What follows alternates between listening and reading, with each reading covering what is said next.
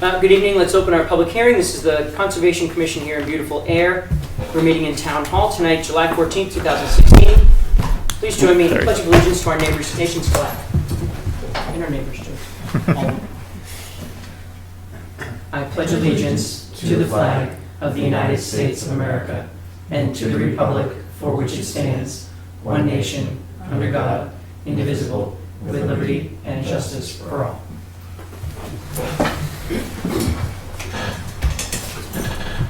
Okay. Do we have any other changes to the agenda tonight? I hope not. I would accept a motion to approve the agenda as written. Second. All in favor say aye. Aye. Okay. Why don't we do meeting minutes? Anyone have any changes to Jess's meeting minutes? Anyone have a chance to read Jess's meeting minutes? That's it.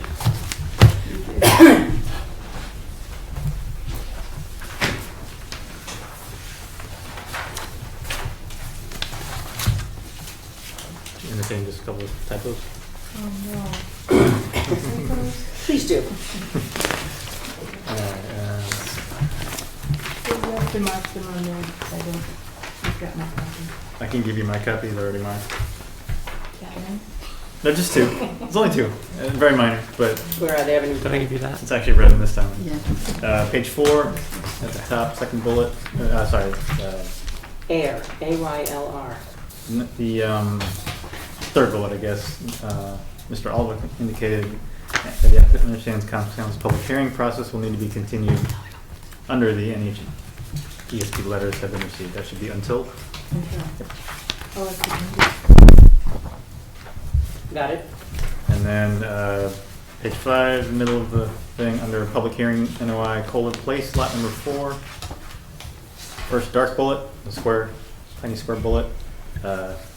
Pedapawag. That's that should be a G instead of a Y. ACEC. That's all I have. It's my computer's fault. Because it's spelled sure I correctly can remember. elsewhere, so it, yeah. Thank Yeah, because that's how computers work. They just Yes. pick stuff randomly. you. You do. Indeed. Sure, sure.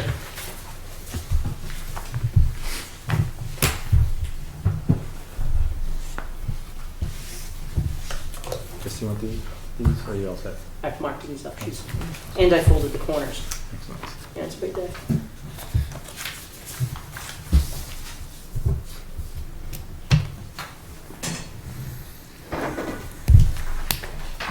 Did we get the soil data sheets from our friends over at GPA. GPR for Rosewood Ave Extension? There's certainly a chance that they hit the spam box or that I saw it and overlooked it, but that is not ringing any bells. I did not see a PDF of any sort to that effect. Would you please make a note to reach out to them for tomorrow? That the start of their project is in jeopardy if those aren't received. They also did not go to the Board of Health for their beaver permits as initially planned. Is there a reason?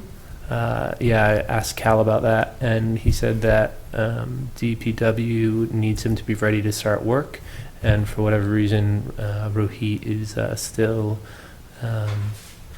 lining things up on his end. So he's not quite ready to get the ball rolling. So that's why that's not on the to-do list this evening.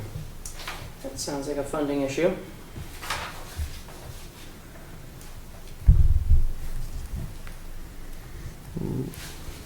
Actually,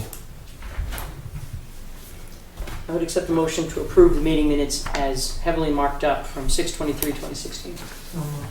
Second. All in favor say aye. Aye. Sorry, Jess. Any announcements, Brian? we can. You want to leave them to the end? You wanna just No, give- no, All right. no, there is no end. All right. The end is 10 o'clock. Here we go then. We have our certified mail to Vermark Okay. that returned to sender unclaimed, unable to forward. So, Interesting. um, The reason Rohit may not have started his work may have something to do with this, which landed on the chair today, which you may just want to read yourself. It's the town's option to buy the land that the solar farm would be going on.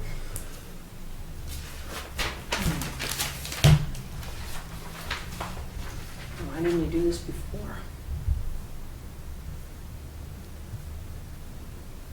So that's the notice of taking it out of chapter 16. Correct.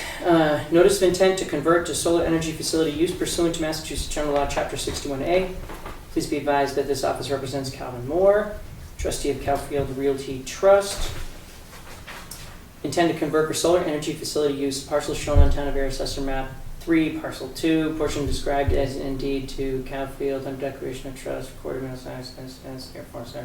Pursuant to Mass General Laws, Chapter 61, Section 8, the Town of Ayer has the option of purchasing the land at full and fair market value to be determined by an impartial appraisal performed by a certified appraiser hired at the expense of the municipality or its assignee. The original appraisal will be completed and delivered to the landowner within 30 days from the date of mailing of this notice. Mr. Moore, trustee, respectfully requests that the Town of Ayer, acting by and through its board of selectmen, decides will not exercise its option. The decision made prior to the expiration of the 30-day notice and notified Thomas Hay. Given the decision, so you may complete conversion in a more expeditious fashion. And this was mailed on July 14th. Zoinks. Yeah, so that might have something to do with it. Probably should. Solitude Lake Management on July 7th treated Spectacle Pond. Excellent. Never heard of Solitude. ACT. and like that combined. Really? Mm-hmm. Isn't that the opposite of Solitude when you combine? It doesn't make sense. So ACT is no longer ACT? No, and like that is no longer like it. We've got our courtesy notice that National Grid went out and did some work, Sure, did whatever the hell they wanted to. more or less. Absolutely. And then just to run you through what you've got sitting in front of you, there's a workshop next week in Framingham, free breakfast 8 to 10 a.m. You've got the flyer. Wasn't that the first thing that we talked about?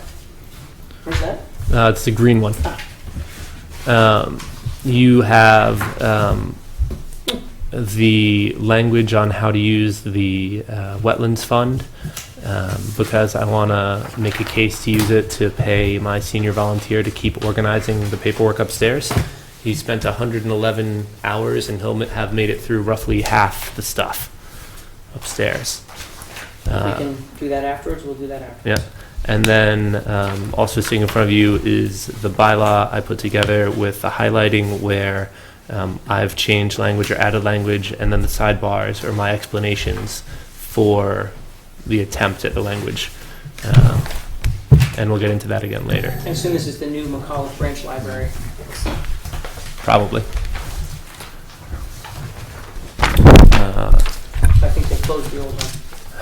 Other things going on. The beaver deceiver went in at the head of Nonoquacious. I've got some pictures that we can look at on the big screen if you want to later. We've got... Wait. The beaver deceiver, did we, I just don't even remember getting a proposal from him. You signed off on the proposal and I've got the bill. Okay. The wetland on Hemlock was being I'm mowed. so sorry. So, but we didn't get one to do the part down lower. Was he saying that he wasn't worried about that? Right. We had wetland mowing on Hemlock. Did you guys see those emails that I passed along? Wetland mowing? The little pocket wetland replication, the homeowner was mowing it. Right. To get up to the back. Yeah, he had his path, and then he decided to bring his lawnmower out and go after it. And Deshang has put some signs up in response, and theoretically knocked on his door and had a chat with him, and it won't happen again. I was going to say that's all supposed to be dug up anyway by Mr. Roper. Didn't they Did- dig it up and already do that? The replication? I don't think so. So I Not drove- from what I've seen. So I drove by a week ago and noticed that nothing had been done. And I looked at it the other day, because now that I can go that way, because there's no school in session, and you have to get stuck at the high school in Littleton for half an hour. I went by the other day, and there's nothing been done there. So, Okay. unless he dug it up this morning and the guy mowed it this afternoon, hasn't been touched. Right, other than that.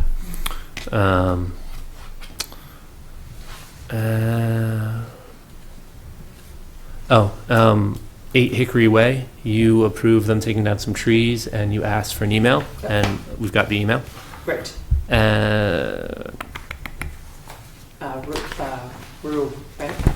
Yeah. Yeah. Right. All right. Perfect. All right, let's go into our 7:15. We have a public hearing in RDA for 59 Shirley Street for the deck installation. Someone here for 59 Shirley Street? All right.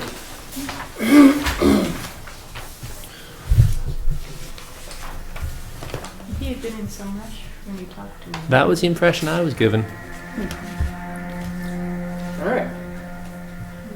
Let's go to our 7:20. We have a violation of the WPA for unpermitted work along the shore of Sandy Pond on 25 Wright Road.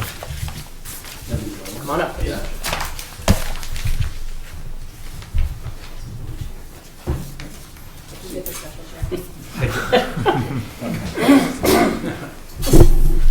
First off, that's very kind. I know. Very chivalrous of me. Can you give your names, please, for Jess, for the record? Tim and Betsy Dolan. Okay, so good evening. Thank you. So a few weeks ago, Jess noted that the work was being done down by the shore, and One of my neighbors had alerted me that it's a mini excavator. so one night we were on a walk. We actually came down, knocked on the door. Obviously, you're not, or you weren't in the house at the time. Okay. Yeah. So we delivered the letter. Mhm. What we were most concerned about was making sure that you knew if you had other improvements planned, that any work that's done down there by the shore has to be done permitted through us. The reason is, where you were digging, there was nothing to prevent, if it had been a strong rainstorm, there was nothing to prevent the soil that you would expose from washing right down into the pond. Gotcha. And so that's what we're charged with, is protecting the resource area. Okay. Yep. So in this particular case, I believe you got hay bales up after the letter? Yeah. Yeah. We have hay bales in the retaining wall. Great. How did that area do with that gully washer we had the other day? Actually, rather well, because really the rainwater, when it comes, because we have a pretty steep driveway, when it comes down, doesn't really hit the beach area. It kind of runs down the driveway and runs down the right side, right next to that really big rock, Yeah. which they call Oh, Perch Rock, yeah. and it usually runs down over there. And now that what we did to improve it is, we put a rock wall up, so that when the runoff does come down to the pond like that, it's not just gonna run right off in, it's gonna hit the wall first and go off to the sides. Okay. Do you have any other projects planned for the backyard? No, I don't, not at this time. What we wanted to do, and is, as part of this project, is we have a stone wall right there on the water. And what the landscaper wanted to do, and what we want to do, because it's probably 4 feet up from the water in this stone wall, was to take some of those stones down and just put like 3 Something for grand. safety for kids to step into the water, because right now it's treacherous for kids to get in. Sure. It's too high. Mhm. So So they were if there's a planning that. recommendation that you'd like to make, that you, It looked like some of the stones have already been taken out. From there, Yeah. from that particular spot, I Yeah. think we might have been moving them Mhm. off to the left or right, Yeah. because that's where you actually try to access the water right there. So Right. instead of stepping down onto the stones and falling down, I took, a couple of loose stones, because it is Yeah. a sort of a wave wall. It used to be they had a permanent dock there that you just walk out. onto. Exactly, and I think what he did before was Rotted kind of, to me, was kind of treacherous, was he had like a 2x6 or whatever that came up from the land Yeah. down onto the dock that actually had to go down in it. And because we have nieces and nephews that are younger, what we wanted to do from that fire pit area was just to take 3 granite steps and put them in there to go down to the water. And that's the only thing we would be asking or filling out No, forms. that's an easy thing to do. So when that happens, have Jim come in, draw it up. So it was Jimmy, right, Bernard? Yeah, yep. Have Jim draw it up so we can talk about what you're gonna do to make sure that the soil that's in the yard doesn't end up down below. Gotcha. It's such a small project, it's usually not that tricky. Mhm. But we absolutely need to make sure that as you're doing it, that you're not creating a worse situation. Gotcha. So, and that's one of the reasons, whenever you dig into one of those hillsides over there, Mhm. the rain comes down and all of a sudden everything is loose and it just washes right in. Yeah, So that's Yeah. what we're trying to avoid. perfect. No, Plus it ruins your beach, so that's something to think about. It's true, yeah. Would that be an RDA? I think we could probably do it as an RDA if it was very simple, pulling out stones and putting stones back in. Mhm. If you have to excavate and do any concrete or anything like that, or, No. I- Yeah, I'm sorry. wait till you see the plan from Jim. Yeah. And if it's gonna be anything stronger, then we would probably end up doing an NOI, which is a lot bigger process. Okay. So feel free to sketch something up or figure it out, and then Jess lives nearby, and I'm sure she'd be excited to come over and take a peek. That'd be great. And then the RDA is just, it's a particular form that you would submit to Brian and then get on our agenda at the hearing we were just going to have that nobody showed for. So. Yeah, and I had met Brian right afterwards, so Brian gave me one of those forms, so you can have a look at that Yeah. and fill it out, and I'll have Jimmy come down here and bring it in. That would be perfect. Although you're not going to want to pay him to do it, you're going to want to do it. It's easy. Okay, so I do feel like we had a violation. I'm not convinced that we need to do anything. Anybody have any thoughts as far as the violation goes? No, I agree. I'm fine. So the hay bales and silt fence are back up. Should next week maybe Brian take a look at it and make sure he thinks the ground is stable and we could take it down? Yeah, that's a good idea. I guess the only tricky part is, what did you do in the area that we saw that was sandy? Is it stone now, or what's in there? Oh, yeah, so what happened is there's a stone wall. Mm-hmm. You know where that was dug out, that Yeah. trench? So now, there was probably a 4-foot stone wall that's a horseshoe shape behind it. Mhm. So when the water runs down, it's not gonna hit there in that area. And what was there before was sand and sort of like weeds. Mhm. We put new sand in there, beach sand in there, and that's when we stopped right after that. Okay. So, be perfect to go take a look at. I can't imagine, where it's just sand, it's not grass, there's nothing that's grown, so there's Mhm. nothing to really see. So Do you folks do they have a dock permit? there is one. Mhm. I rented that house Oh, years did- ago from Yeah. Ray Lindsay. Mhm. Ray Lindsay got me a dock permit. So there was one Mhm. done for that. Okay. So the only thing that I would ask is the way that a dock permit works. So years ago, the long story short is chapter 91. Thank you. Chapter 91 was actually from back in the 1860s, and it was the protection of resources for great ponds. And in this particular case, the state created a bunch of regulations with regard to ACECs, where you live in an area of critical environmental concern. If you had a great pond inside an ACEC, you had to either get a dock permit by 2008 or 2009, whatever it was, or if you didn't have your dock permit, you had to wait until later on there was a resource management plan for your pond. That's right. That's very expensive, time-consuming to do, et cetera, et cetera. So Ray got the permit. Mhm. Just before you go to put anything in, make sure that either it lines up with what's on the permit, Yeah. or come in and talk to Brian or come see us about it before you do it, please. Perfect. Most of the dock permits are all very simple Mhm. with regard to what you can disturb and what you don't disturb. The idea is you're not digging down into the pond to set piers or anything like that. Mhm. Most folks are using the footed kind of a dock that sits on top, Mhm. and so it's not so invasive. Okay. So Yeah, in some of the fine language in some of the dock permits, there's an expiration, some last for 5 years. Oh, okay. So just check the expiration, because if it expires, you have to sort of renew. Gotcha. And I think under some of the new wetland guidelines, Mhm. based on ACEC designation, there may be a case where you can't put a dock in. Mhm. if you haven't done it, in If a you haven't time done frame. it, yeah. In the time frame. And who do you renew with? Yes. So Because I've been to the Nashua River watershed over in Groton. I've been to the one down here in Ayer. kind of a scavenger hunt. Yeah, really. yes, Yeah. yes, it's supposed to be. So the dock permit goes through the state, and there's I don't remember what the It's Mass Oh, DEP, it's- so it's the Department of Environmental Protection, Mhm. and they have a Office of Waterways or something Yeah, like it's- that. Yeah. They Right. regulate Chapter 91, the Mass General Law. And there's basically one woman who is sort of Oh, okay. one person you contact real- for that. right. And the real trick of it was when you go to look it up, it doesn't say very much about freshwater. If I remember correctly, the website talks about saltwater because their primary work is to regulate docks in the ocean. Ah, And then after that, it was freshwater. And it's like a bullet point down Yeah. the bottom of the page. So I actually looked it all up the other Yeah. day. So look, if you do a search for, it's 310 CMR.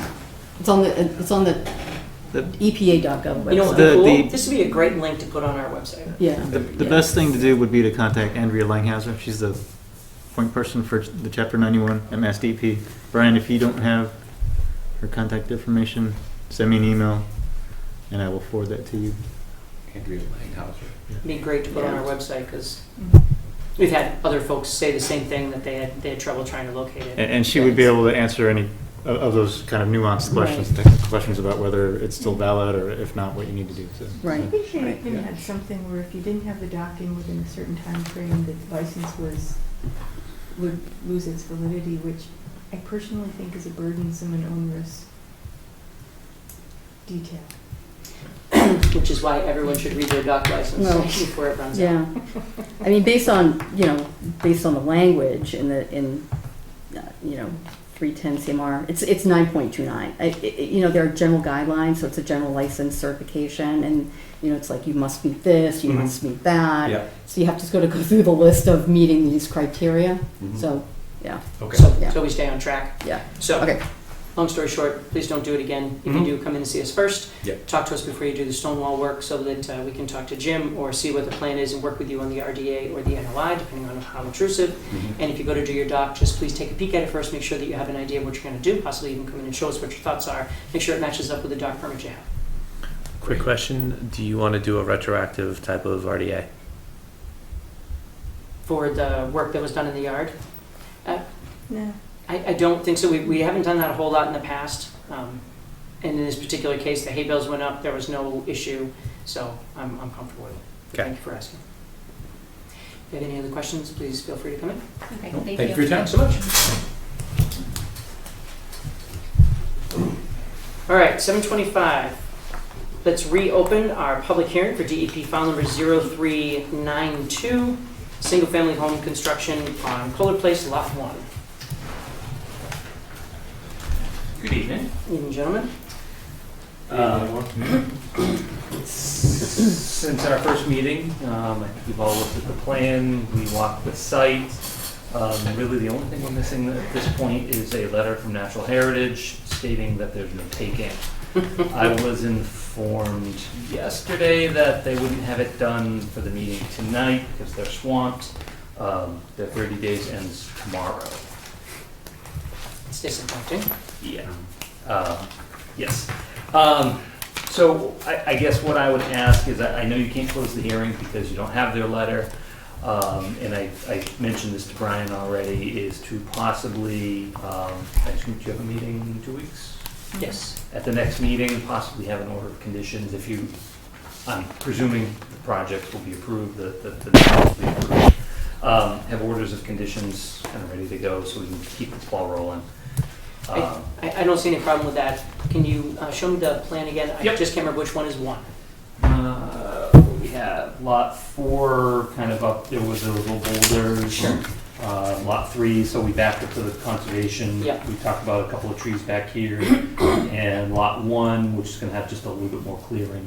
So lot 1 was the only tricky one, only in that it's the one with the dock permit, and we really didn't have a plan of attack. Yes. Right. Okay.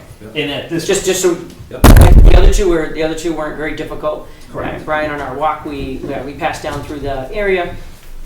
We actually identified some trees that were right on the edge of the clearing that, excuse me, were likely to become a problem for the homeowners later on, and also for the developer during work. We suggest they be taken down immediately rather than wait. Other than that, I don't recall any issues. Did anyone recall something I don't recall? I think you said, I think when it comes to working on the path for the dock in the fall, you want the area reflagged. Right, we just wanted to see it, and I think we all agreed that was best done later in the year when things were down, et cetera. The basin was roughed out. Have you gotten any farther on the basin? I have not done anything to this point on the basin. Okay. I did replace the hay bales on that steep slope on lot 4 Excellent. as requested, so those are installed.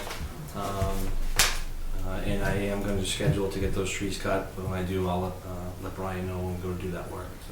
Right, so it was a couple of dead trees, and they're literally right on the I edge. suspect I know which ones you're talking about.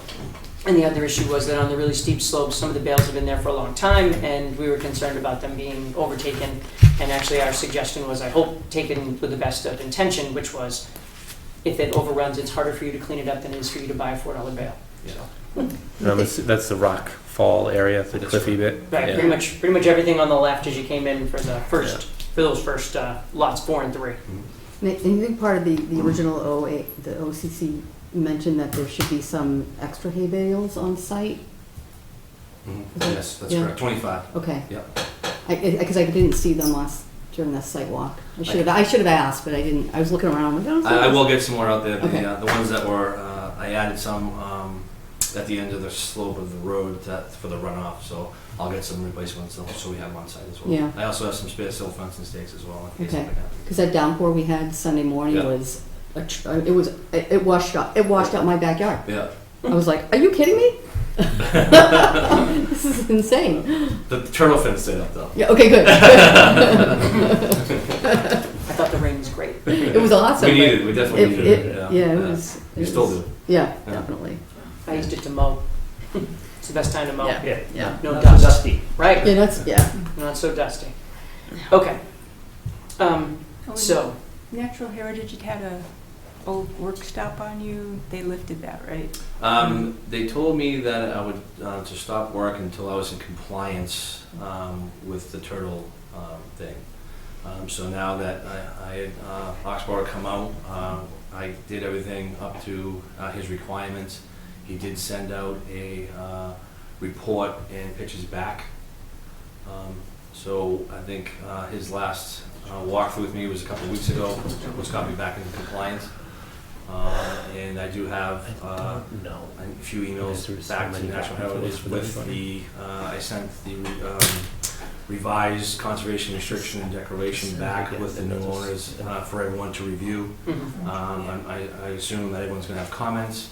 We'll take those comments back, we'll reissue those in, and I'm sure that process is gonna take a little bit, but we're on it, and the turtle plan is in place. And we're moving forward that way as well. you missed the turtle gate. Sorry, I missed it, yes. They actually want me to extend it now. I got an email this morning that they want a little higher. Higher. Yeah, a little higher. Can't get over it. Yeah, Oh, yeah. my. Yeah, they want it 6 inches higher, Weren't they like 2x10s? 2 by 12s. 2x12s? Yeah. And then I installed the gate, and then next week he wanted me to make the ends higher because I had the swaddles there, so they think they can climb over the end. So I made the ends higher. Now they want the whole thing higher because they can climb over the front. So what about the hay bales? Can they climb over the hay bales? Well, the hay bales are on the inside of the fence, so the silt fence is on the back side. So the silt fence is actually considered the turtle barrier. Okay, So I have to maintain that weekly as well. okay. You get, animals and sometimes boulders and stuff from excavation, but we're pretty much away from the limits of work, other than that lot 4. Mhm. When we go to go after the foundations, that's gonna be the area of concern. The rest of the areas are all pretty much flat. The only other, we did screen that loom pile and put it in the area that was shown. And we're basically standing still until we get the approval for the houses so I can go after the next 2 foundations. So that's where I'm at on the site. Okay, so, thank you. So where we left our hearing was, we identified what were the next steps while we were on site, between the trees and the hay bales. No one had any other comments. So I see we have special conditions already written up. No, that is Bonnie's request to see the old stuff. Oh, okay. And so while I was giving it to Bonnie, I gave it to everybody else. So greatest hits kind of thing? I think so. And we went through that point by point, almost to the point of being ridiculous, which is, so all of those have been addressed, whether they were, inappropriate or not being met or being met, ages ago. So those are all sort of moot at this point. The example restrictions are there, which have been sent around. And then the dock license is there, which there is something you guys need to clear up on the dock license. It's, here, do you have yours? Are you sitting in front of it? Oh, it's perfectly started on lot 1. So what's the issue on the dock license? 9F. So What's that? it's expired. The work They are- needs to be done within 5 years of the date on the license. And the license is good for 15 years, but the work needs to be done within 5. And we're not close. That's where I would probably talk to Andrea Definitely. Langhauser, because they Call have the to be, state and see if, You can get extensions there. I just think that's an onerous requirement. If you've gotten a dock license for 15 years, you should be able to put up your dock. What if we don't put it in for a couple of years and put That's it what back I in? mean. Yeah. Yeah, you should be able to put it up in 14 years. I will look into that. Yeah, Yeah. look into it, and then also look into the 310 CMR 9.29, because, you know, because it's an ACEC area, there's a lot of things you can't do. Right? You can't do things within a restricted area. And number C basically says so you can't put in dock are not located in area of critical environmental concern. So, I mean, there's language in there too, so I don't, you know, But that applies to actually everybody. that would be, That's that's everybody everybody on the pond. Right. but it depends on when you apply, right? But And this so- was all done back when everybody else was there. Well, right, Yeah, but that's so sort of the it's- issue. So if it's- this it's as of expiration 2014. matters, Yeah. So I think they amended the docs in 2014 because of this, you know, Yeah. these are critical areas.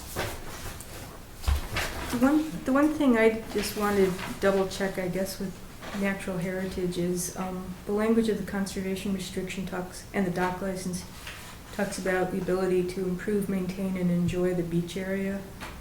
And I mean, beach is a strong word. wait, there is no beach there, so it's like the language of improve or maintain suggests the beach is already there. So Mhm. it's like how you get around that is I Yeah. think has to be dealt with. Yeah, because I don't think it's not a sandy area over there. Yeah.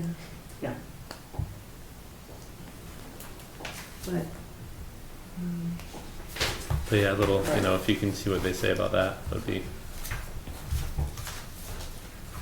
Okay. And I guess we're waiting for natural heritage anyway, so we gotta go to another meeting anyway, and hopefully they can sort that out. So, I mean, I think the language was in there in the first go around that was Yeah. reviewed and then submitted to National Heritage and reviewed and approved as well. So the language is already looked at. So when I look at something that I bought it reviewed and approved already, I'd see those language in there and I assume that Yeah. that's in there. So I will look back to the doc 5-year. Hopefully they can extend it, and the restriction is back out to everyone to review and wait for comments back, and we can move from there. perfect. And Okay. did you hear, what's her name? Andrea Langhauser. Langhauser Yep. is the dock person to, Contact. she's a dock master docker. Dock. Okay, so at this point, we have our site walk, we have the information about the project. The conservation restriction isn't technically, is the conservation restriction technically under the NOI, or is it separate? The conservation restriction, the way I understand it, was part of the original notice of intent for the subdivision. Which makes sense. Right. So we're just really looking for the construction on the lots. Okay. Does, I just can't remember, what's the woman's name at Natural Heritage who we'd worked with before on Misty Ann? Misty? Mhm. So I guess the only question is if Misty is going to have a shot at this before us, after us?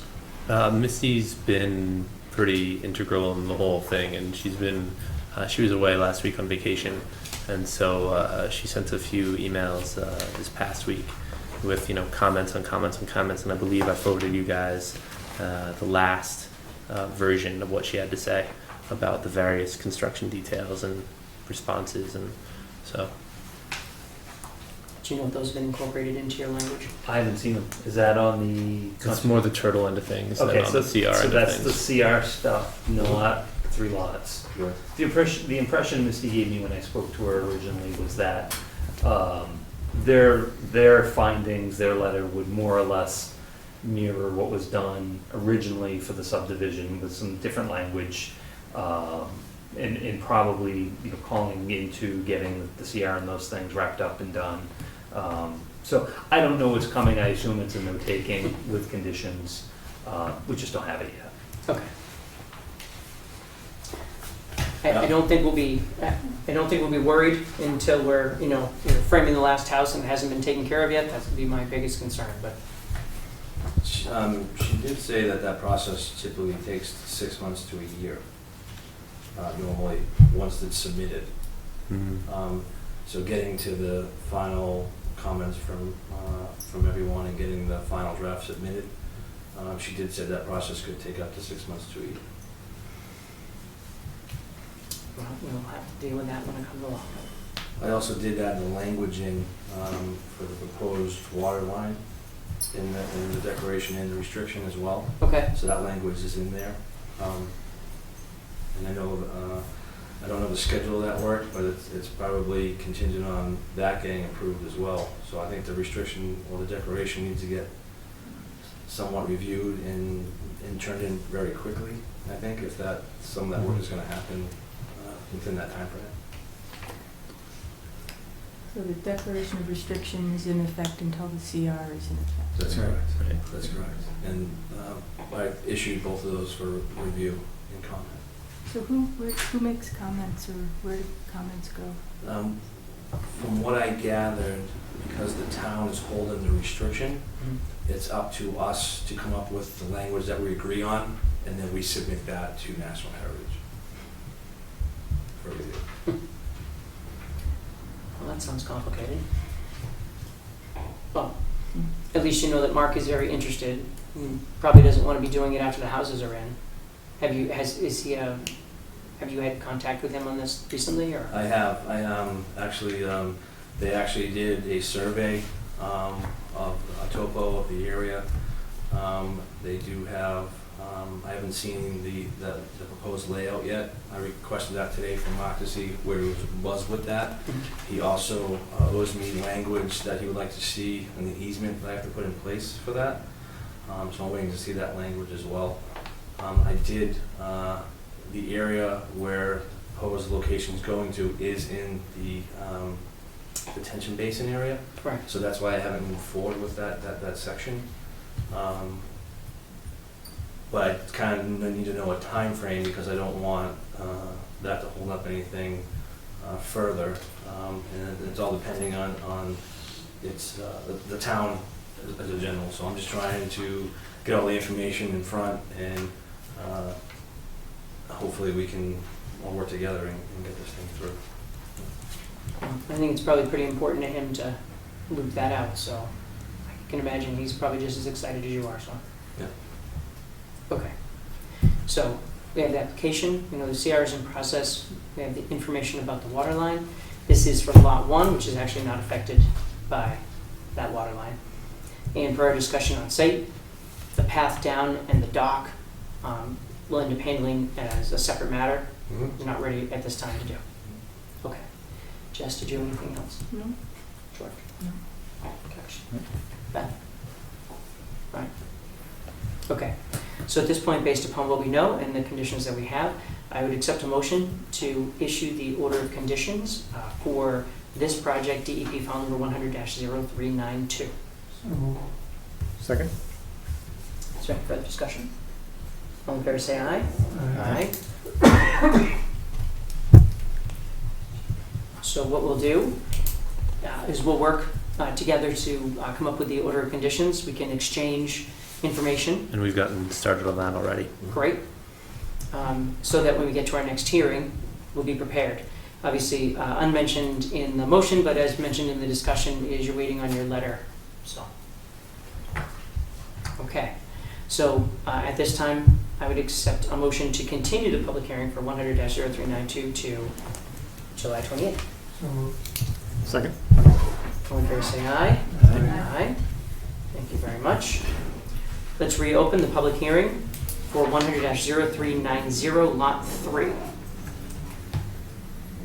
As discussed with the other items, this lot, a couple of trees that seem to make sense to remove. No issues at all with the work that you had planned. And again, language for the CR, etc. I would accept a motion to issue the order of conditions for DEP file number 100-0390. Second. All in favor, say aye. Um, Aye. Excellent. I would accept a motion to continue this public hearing to July 28th. Second. All in favor, say aye. Aye. The last lot that we visited, DEP file number 100-0391. Let's reopen that public hearing. Again, several trees. Hay bales at the bottom of the slope. Please be extremely careful at the bottom of the slope when you're doing that work. I would accept a motion to issue the order of conditions for this lot. Second. Any further discussion? All in favor, say aye. Aye. And then I would accept a motion to continue this public hearing to July 28th. All in favor, say aye. Aye. Thank you very much. Thanks, Good folks. luck with your letter, Thank you. and we'll see you back for more CR fun later. Can I ask one more question? Of course. The national letter that comes in, do I also have to have this new restriction signed as well, order conditions as well, on top of that? Like, what I just reviewed today, the new order conditions that were sent out, is that gonna be part of, I have to have that finalized and signed as well at the next meeting? So the intention is that we go back and forth with the conditions. Mhm. Typically, the easy way for you is if we exchange emails during the 2 weeks, go over anything that needs to be taken in, put in or taken out. Mhm. Luckily, as discussed on the sidewalk, we really don't have anything, your project fits under our pretty normal boilerplate of conditions. So what will happen is if there's any language that you want to work on, we can work on it offline to come to a final set of conditions that we can discuss during the next hearing and approve. If you have conditions or find there to be conditions that are onerous, we can meet during the next meeting and go over those conditions point by point. So oftentimes it's just as easy to do offline.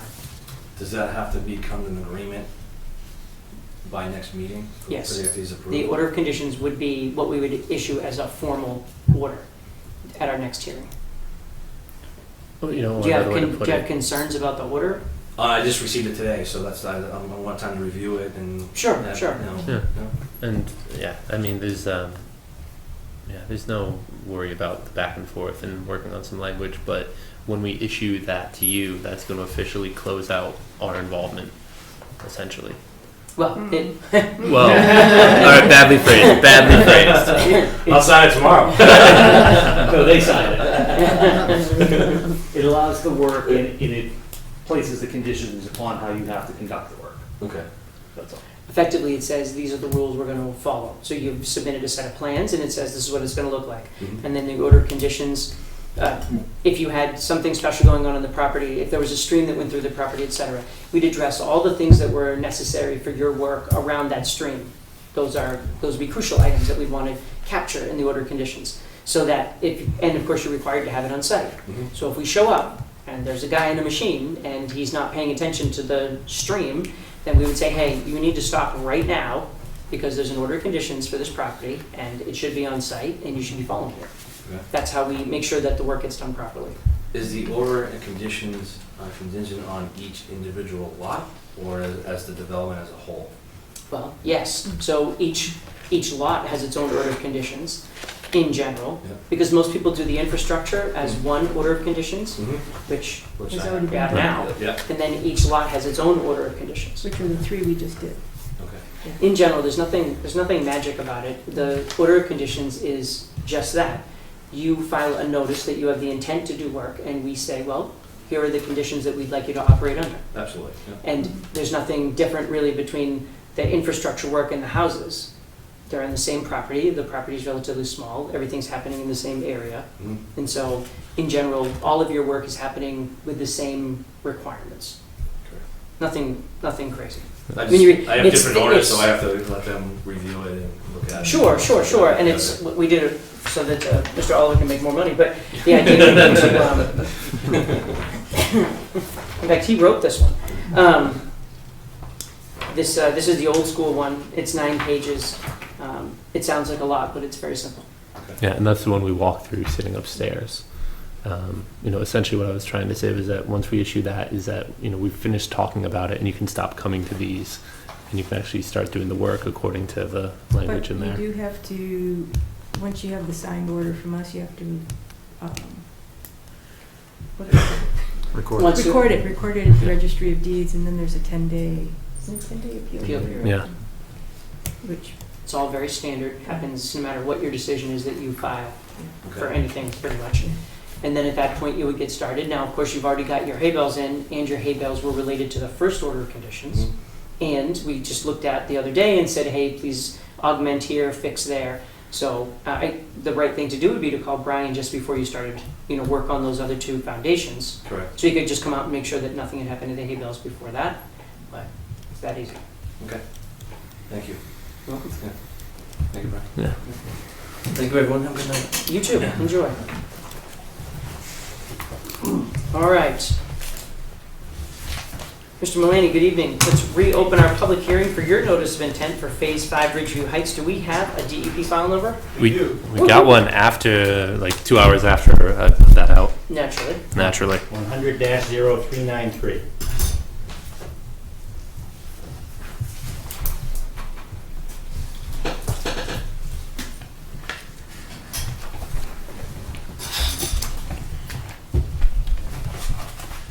And we also have comment from DEP on the file number. Hey, how about that? And the comment is, no comments.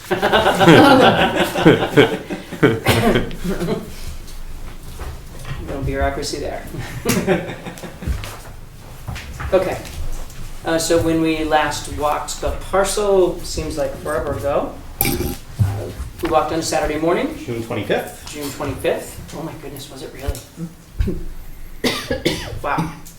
Back on June 25th, we walked the property, and other than the fact that the mosquitoes were horrific, we were able to identify all of the basin areas based on the flagging and stakes that were provided. We were able to discern the center of the roadway, so we had a feel for the project, and we were able to get back into. I think the only tricky one we had was the far back one on the railroad yard property. Yes, we had some difficulty. We went by this stone wall over here and we had trouble locating the basin back here. Yeah. We did finally find it. Okay. So that's right. That's right. That was Yeah, pretty much it. we started down this way and then we crossed over the wetland and looked at these and made our way down and around and came back up and we saw the trail that goes up to the water tank. Right. We Yeah, came we back came back around. out. So luckily it was dry, so we were able to walk right through the wetland, and you were lucky you weren't there because it was miserable. Bugs were horrendous. except for those of us who were Yeah. shielded in our, Jess was nice enough to lend me one of her bug nets, which still is almost as annoying as the bugs, but not quite. So there you are. Did anyone have any questions that developed after our walk? During the walk, Bonnie had a question about where the limited clearing line was, and I did not have that particular plan Oh. in my vehicle at the time, but I have it here now. And what you Well, see actually, why is don't you stand it up and we'll. That will do. There we go. Everything that is white is unaltered, everything that is colored is, with the exception of the pale green, which is the wetland, Mhm. but everything else is where there'd be activity. So you can see some of the lots will have very minimal clearing because they're fairly level areas. In other areas where there's a lot of fill involved, just to create the 25-foot level backyard area, we need some side slope grading in the back.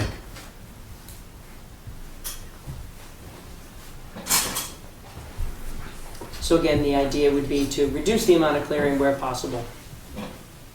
Exactly. And we will be back with requests for determination of applicability, requests for amended orders of conditions, and notices of intent for various lots, a total of 20 of the 36 lots we'll be coming back for at a future date.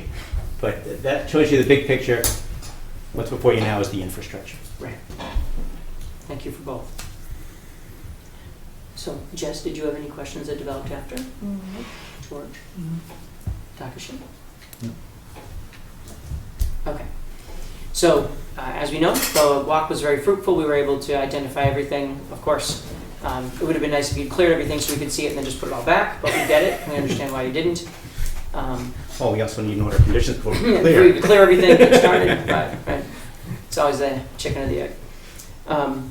At this point, based on our walk, I would entertain a motion to issue the order of conditions for this property, 100-0393.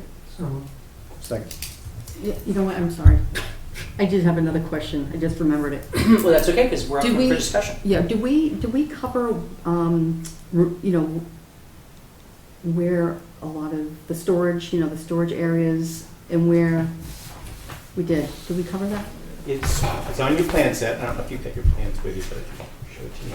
The very last sheet of the plan set shows proposed stockpile Right, and that's- temporary sediment basin. Okay, so the stockpiles were, They're scattered throughout the site so that we don't have just one massive stockpile. Okay. So I'll show you the symbol in the legend at the front. I'm sorry, because I remember thinking about that and then, This is what the temporary Yep. stockpile symbol looks like. Yep. Temporary construction entrance symbol and temporary sediment basin. okay, So then, when you come over here, for example,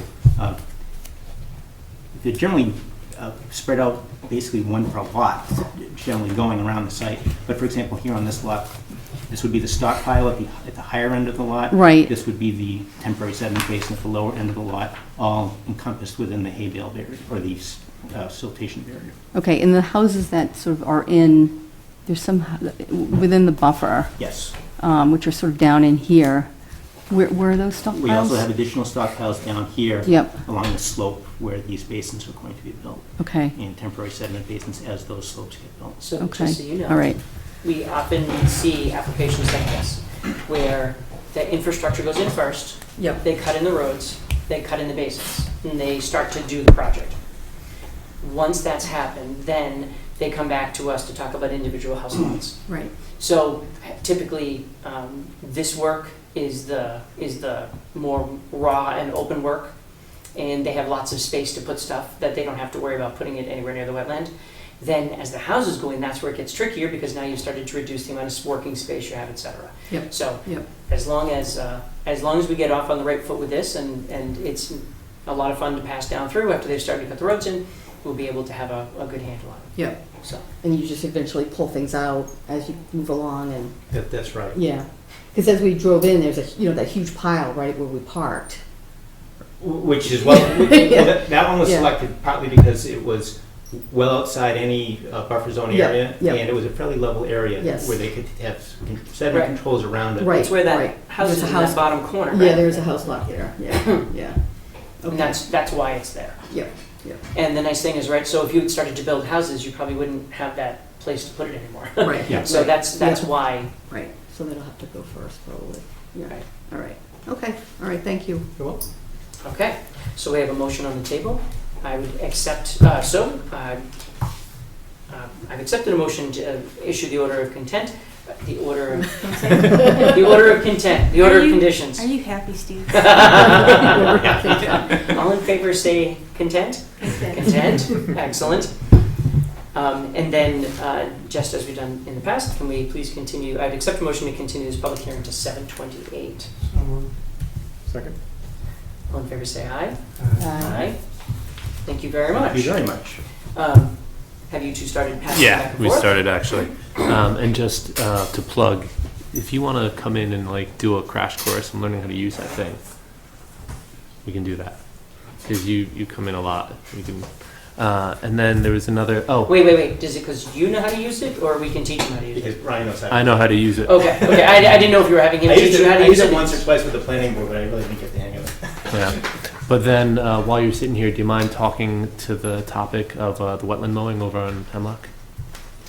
I don't have any further information. Oh, yeah, okay. Directly, because Sheng is doing all the monitoring. Okay. and, for some reason, I'm not on the CC list these days. You're welcome.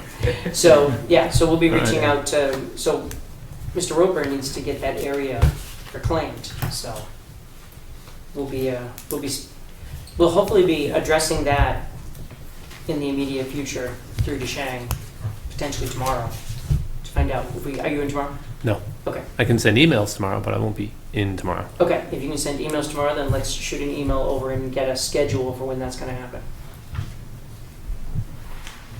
And feel free to use the expression, we hate to address this at our 7:28 hearing. So that's an email to Mr. Roper? I would say an email to Sheng and let Sheng Do you, address it with do you Mr. have any Goldberg. specific language you would like utilized, or just a generic, hey, what's up? The only thing I'd want to know is what was the conversation with the landowner and what is the time frame to do the actual work that Mr. Roper agreed to. Okay. Easy stuff. Okay. Beijing is usually very responsive. Yeah, I don't have any doubt that the conversations have been had. I just don't know what the schedule is and it's a place to start. All right. Thank you very much. Thank you again. All right. Are you Mr. Ford? No, I'm not. Okay. Actually, I have a quick question. Are we allowed to ask questions on these areas? You are? Oh. Did you have a question? Actually, I'm interested in the Pingree development there. Oh, my apologies. That's okay. I'm just interested in finding out, because I got a letter, I'm in a butter, Oh, okay. and I just got a letter, I just wondering how it's gonna affect me. Sure. So Actually, I was think wondering what the changes, are in particular. Oh, you live right across from the big soil pile. From what? The big soil pile that's on the corner. No, actually, I live behind it. I live Oh. near a run. Okay. So Okay. I would be like directly behind it on the other side of the basin, Okay. on one of the basins. this is That's where we know you from. This is We were Deer at Run your over house. Yes, the brown house. That's right. Correct, yes. This is Deer Run. Yep. That's Duke Pointer's house. Right, The development is all over here. okay, So there's an existing stormwater basin behind Duke's house over here. correct, yeah. There'll be another basin over here, further back, so further removed from this area. And there are 3 houses that back up over here. So your house, this one right here? Yeah, right, yeah. Yeah. So we got this basin behind me right Yeah. now. Actually, There's a wetland system that runs right behind you. right, well, Yeah. I call this a basin because I. Yeah. There's a basin here, Right. and there's a wetland here. There's wetland right in back of your house, so this will be on the other side of the wetland behind your house. And there will be a wooded area before you get to the house over here. Okay, We actually were behind your house 2 years ago yeah, when we did one of the first walks for this property. yeah. And we're considerably back in the woods from behind you folks. Okay, yeah, I just got a letter and I was just wondering how it was gonna affect, affect me as a landowner over there, so. All right. Very good. Thank you. No, I'm sorry, I didn't realize you were here for this. No, that's okay.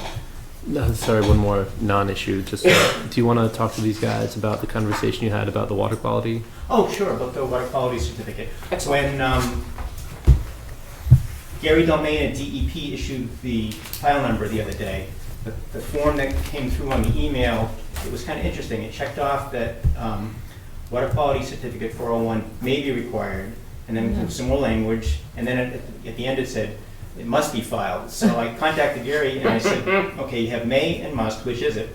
And he said he didn't even see that form. He said when he's filling out the file number, he just checks off a box. And I said, well, we included in our submittal the deed restriction, which our attorneys are actually in the process of getting all the signatures and recording right now, which limits the total alteration to 5,000 square feet. And he said, oh, then you're all set. He said, get the order of conditions from the Conservation Commission, get your deed restriction recorded. When you have it recorded, give me a copy to put in the file, and you're all done. Interesting. Interesting. Well, that's easy. Interesting that it just pops up, though. I can absolutely Yeah. picture he clicks the box and out comes the form, and he never sees mine, it. right? It had the may and the must, and it's like, okay, which one is it? Yeah. Yeah. Beautiful bureaucratic language. All right. Anyway. Enjoy your evening, sir. Thank you, you as well. Thank you. You're moving very close to your schedule. We're doing our best because we have a guest speaker tonight. Are you Mr. John Ford? I'm not. We are just striking out. Apparently, John Ford is not coming. John tonight. Ford doesn't feel like having a deck. That is disappointing for Mr. Ford. All right. Well, I tell you what, Mr. Benson, would you be disappointed if you started early? No. Wonderful. Wonderful. Okay, great. Those are for you. All right. And then I'm going to stick this here. That's the latest workout. Well, hello, everyone. Thank you for the invitation. I met Bonnie about 2 or 3 weeks ago. Correct. Training on wetland delineation. She was telling us. Very exciting class. I liked it. I liked it. learned a I lot. I had a great time. And the bugs weren't so bad. Yeah. Unlike your walk. Fine, rub it in. So, I didn't come to talk for an hour. I came to talk for 5 minutes maybe, and then have a discussion about where you're going. Because I think you probably know most of what I would say. So I just want to say a few things. and then we can go, or I think this is happiness. Well, it's a slightly updated version with my, the goal that I'm trying to have, outlined in red rather than people trying to guess it intentionally. Anyway. Just a couple preliminary things. I've been telling a lot of people that 197 cities and towns out of the 351 have local wetland bylaws, because I had an intern about 2 years ago that called up all 351 cities and towns or emailed them and asked, and then she gave me a list of the ones that didn't have them, so I did a little subtraction and ended up with 197. And yesterday I looked at the list that did have them, and there's one town that's on neither list. So now, she made a mistake. So now I say more than 195 cities and towns have local wetland bylaws of one sort or another. And then there are a few that don't have them or do have them, and also there's something in their zoning codes about wetlands, which is not our recommendation to do, but a few cities and towns have that instead or in addition to the local wetland bylaws.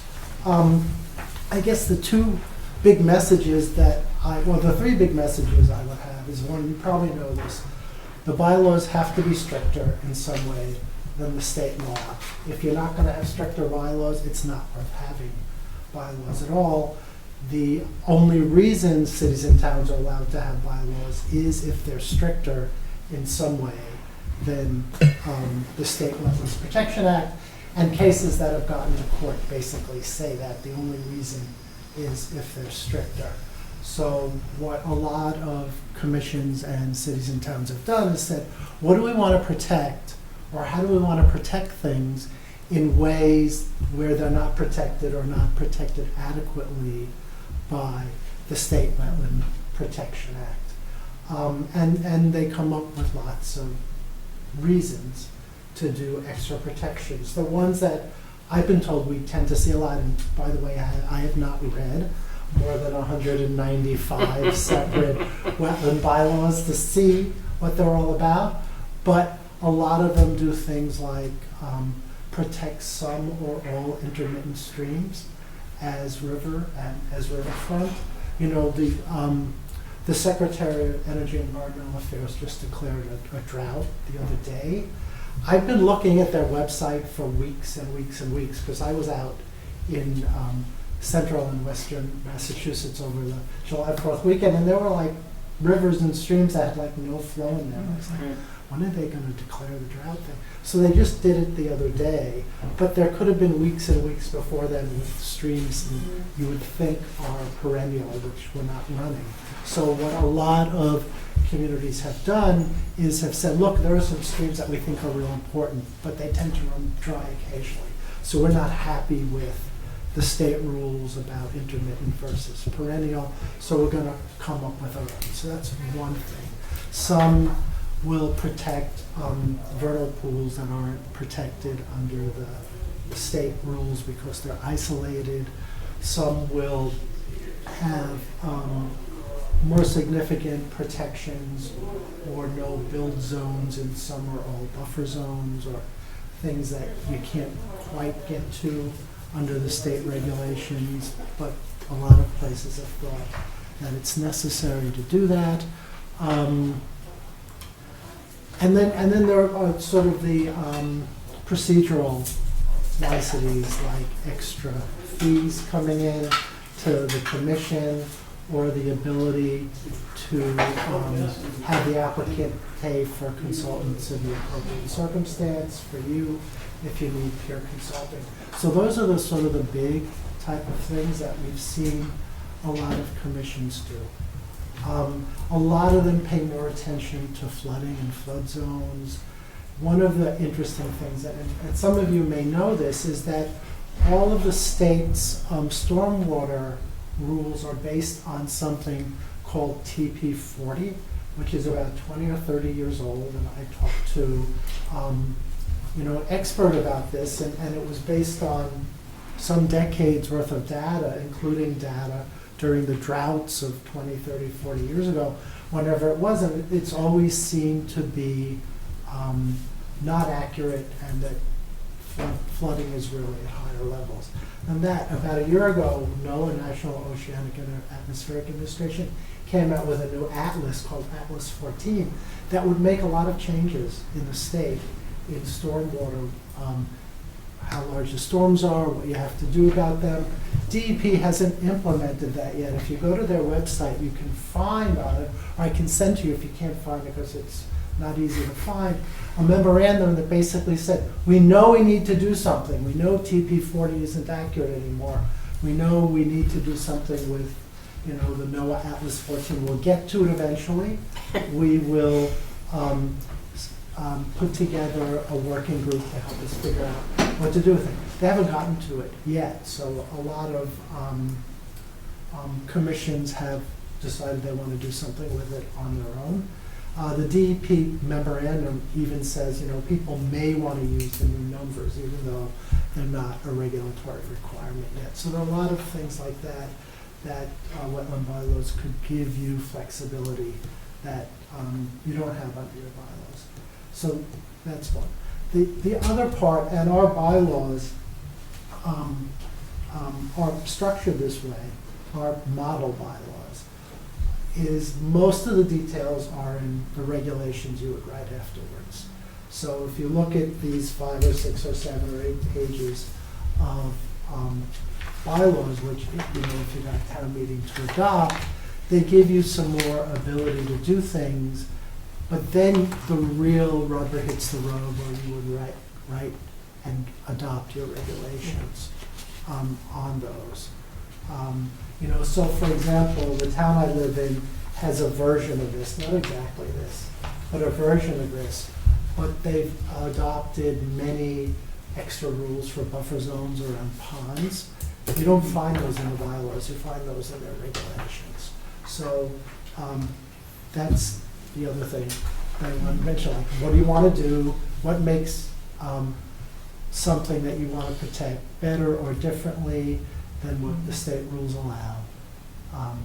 And then, you know, how do you go about adopting these? And then how do you write the regulations to implement those? So that's really all I had to say. That was 7 minutes, just so you know, if you're timing it for the next one.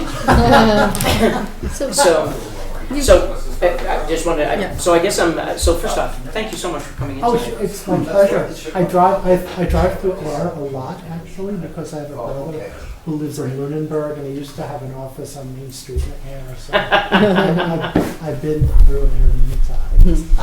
I know my way here. So I think what I'm most interested in, so many years ago, as a commission, we concocted a bylaw, and we worked incredibly hard. And I think a lot of what we're talking about now, this seems to be great advice, because our bylaw covered everything, including a number of items that probably should have been more, they were away from the jurisdictional and more toolkit kind of things. You know, please do this, please do that sort of things. And so I just want to get a feel for how we get to a regulation. So for instance, let's say that we said that we wanted intermittent streams in town, which we have quite a few. We wanted intermittent streams to have their own riparian zone, even if it was just the inner riparian zone of 100 feet. If we were to do that, now of course a lot of them also happen to be in areas where there's a wetland or they can be flagged, etc., but the answer would be protecting just that intermittent stream.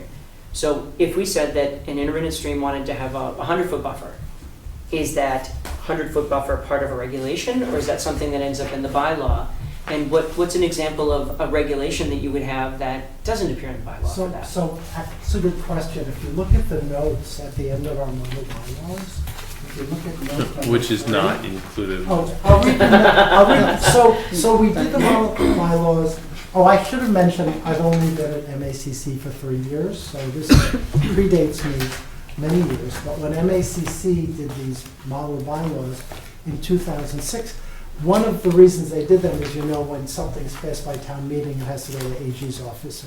And this has been approved, or versions like this have been approved so many times that it's really likely, even though the AG changes every few years, that these would be approved. Second is there are a bunch of notes at the end that say, here are some other things you might want to think about adding. Here's note number 3. optional additional protection for intermittent streams. How about that? In Note some number 3. communities, it may be reasonable to extend 200-foot riverfront area protection to intermittent streams, brooks, and creeks. To do so, and then they say delete the words intermittent streams, brooks, and creeks just before lands in here, and insert different words. So this actually tells you how you might go about changing the model bylaw to include that Okay. as an example. So some of the notes. So the only disappointing part is I gave you the slow pitch on the first one. So You did. So Right, now it's a comes little what, underhand. A fastball pitcher or a knuckleball? it'll be knuckleball. Oh. No, my shoulder's not putting up with the other one. So in intermittent stream, obviously is a pretty easy one. How about a no-build zone? What's an example of a no-build zone topic in our bylaw and a no-build zone regulation? I can just tell you about what my town did. I was not involved in that. They put it in the regulation. Mhm. So the regulation, I don't remember it exactly, but the regulation says something like, you can't do anything in the first 25 feet. You know, the next, I've forgotten, 50, 25 feet, it's very unlikely you're going to be able to do anything. The last 50 feet, you can only do something if you have no other choice but to do it. So there's, I mean, they did it in technical language, and I can certainly share that with Brian if he wants to see what that looks like. But that's how they did it, and they put it in the regulation. Purely a regulation. Purely a regulation. Now, what's the advantage of a regulation is that you would draft them, you would give people in town the opportunity to comment, and then you adopt them. They don't go to town meeting. So if 2 years you say, this is working great, I don't want to change it, but I'd like to tweak it here, you don't go back to town meeting, you just put out another proposed regulation, and then you adopt another regulation. And this gives you the authority to do that. This gives you the right to adopt regulations, to implement these bylaws. So that's how a lot of cities and towns are doing that. You know, an interesting thing I learned recently is what one of the cities and towns also do, and you can do this through regulations if you want them, not saying to do it or not, but it's just for their own rules, bylaws, and regulations, which are stricter. They also have a slightly different appeal process. You know, the rule is if you appeal a decision made under the state one, you go to DEP. If you appeal one under the local one, people have to go to court. Right. So they've given people an intermediate step. Is during the period of time, we will allow you to have an intermediate appeal to us, and they call it like the backyard review, where people show up and take a look and decide whether they want to, modify the order of conditions. So a lot of places have become very creative, and they do that all through regulations. What are some towns that do it that way?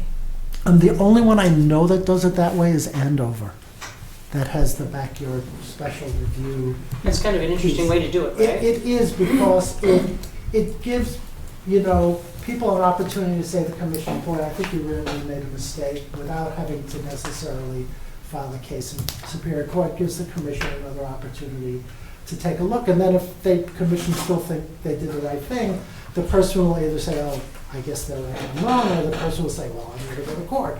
But, so there are a lot of creative things you can do through regulations at that point. So they did that through their regulations, not through their bylaws? But again, the bylaw, at least our model bylaw, gives you the right to adopt these things through regulation. Well, that's actually where I was headed next. There's a So, provision in here that says that.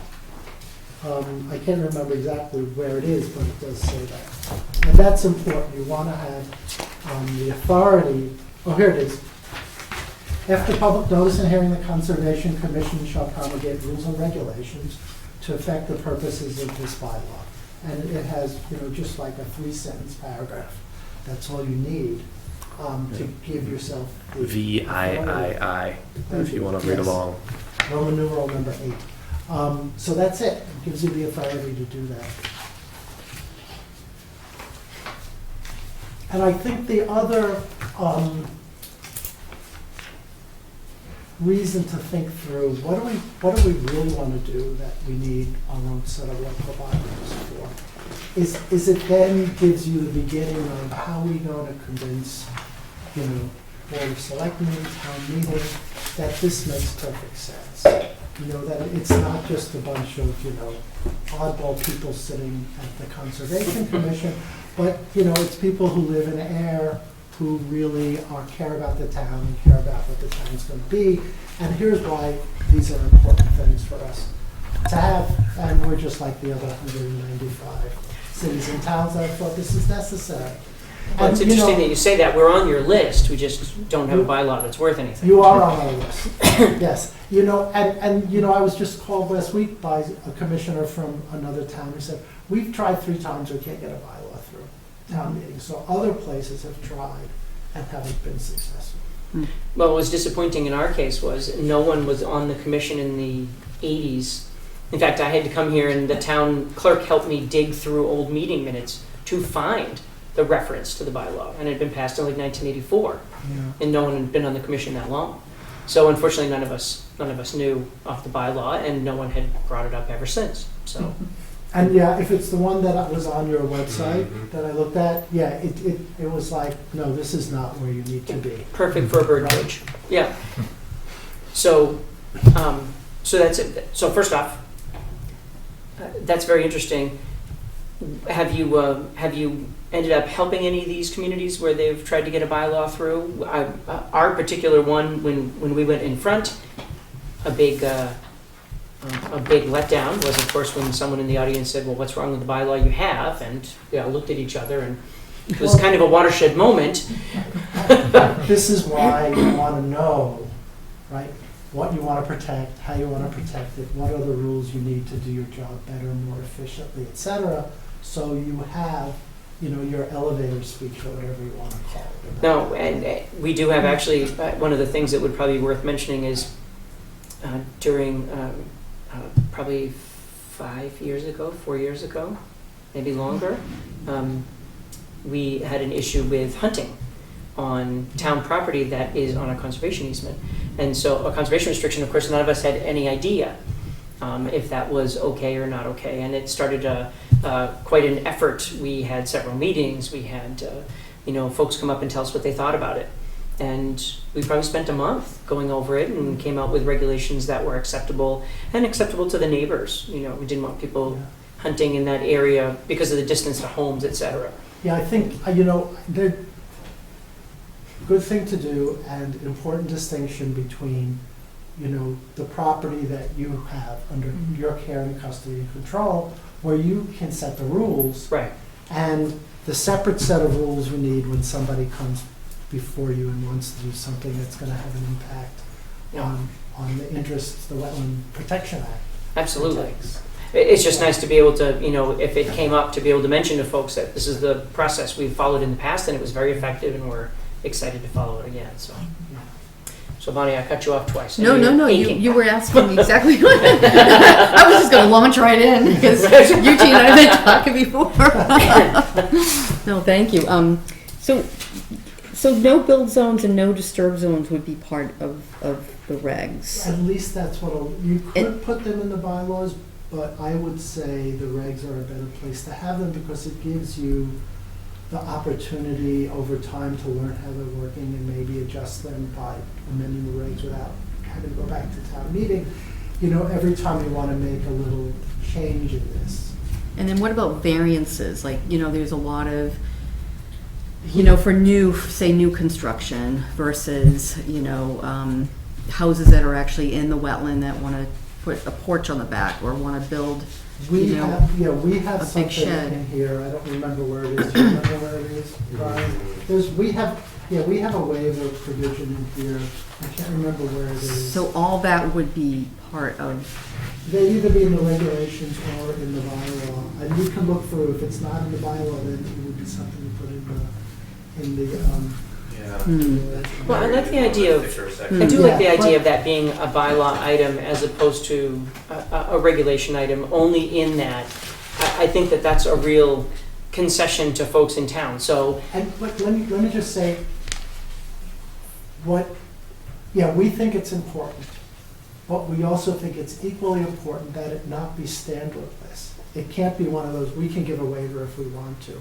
It would have to be, Mhm. we can give a waiver if Mhm. these set of circumstances are met, because you want to be able to measure each one that comes in for a waiver against at least what's in the bylaw, or if this gives you the authority to do waivers, then you put those standards into Mhm. the regulations. Mhm. Right? Yeah, What's the- so, this is in section 7, permits and conditions, the second paragraph, about halfway through. Due consideration shall be given to any demonstrated hardship on the applicant, by reason of denial is presented. The commission may waive specifically identified and requested procedures, design specs, performance standards, or other requirements set forth in its regs, provided that the commission Right, finds this is in the writing provided. after said public hearing that there are no reasonable conditions or alternatives that would allow the proposed activity to proceed in compliance. That basically, you're writing it, you can throw out whatever you want to, given enough proof. Yeah, so this is what we recommend. You know, a couple of years ago, there was one town where some, not the commission, but some activists in the town tried to have the waiver piece taken out.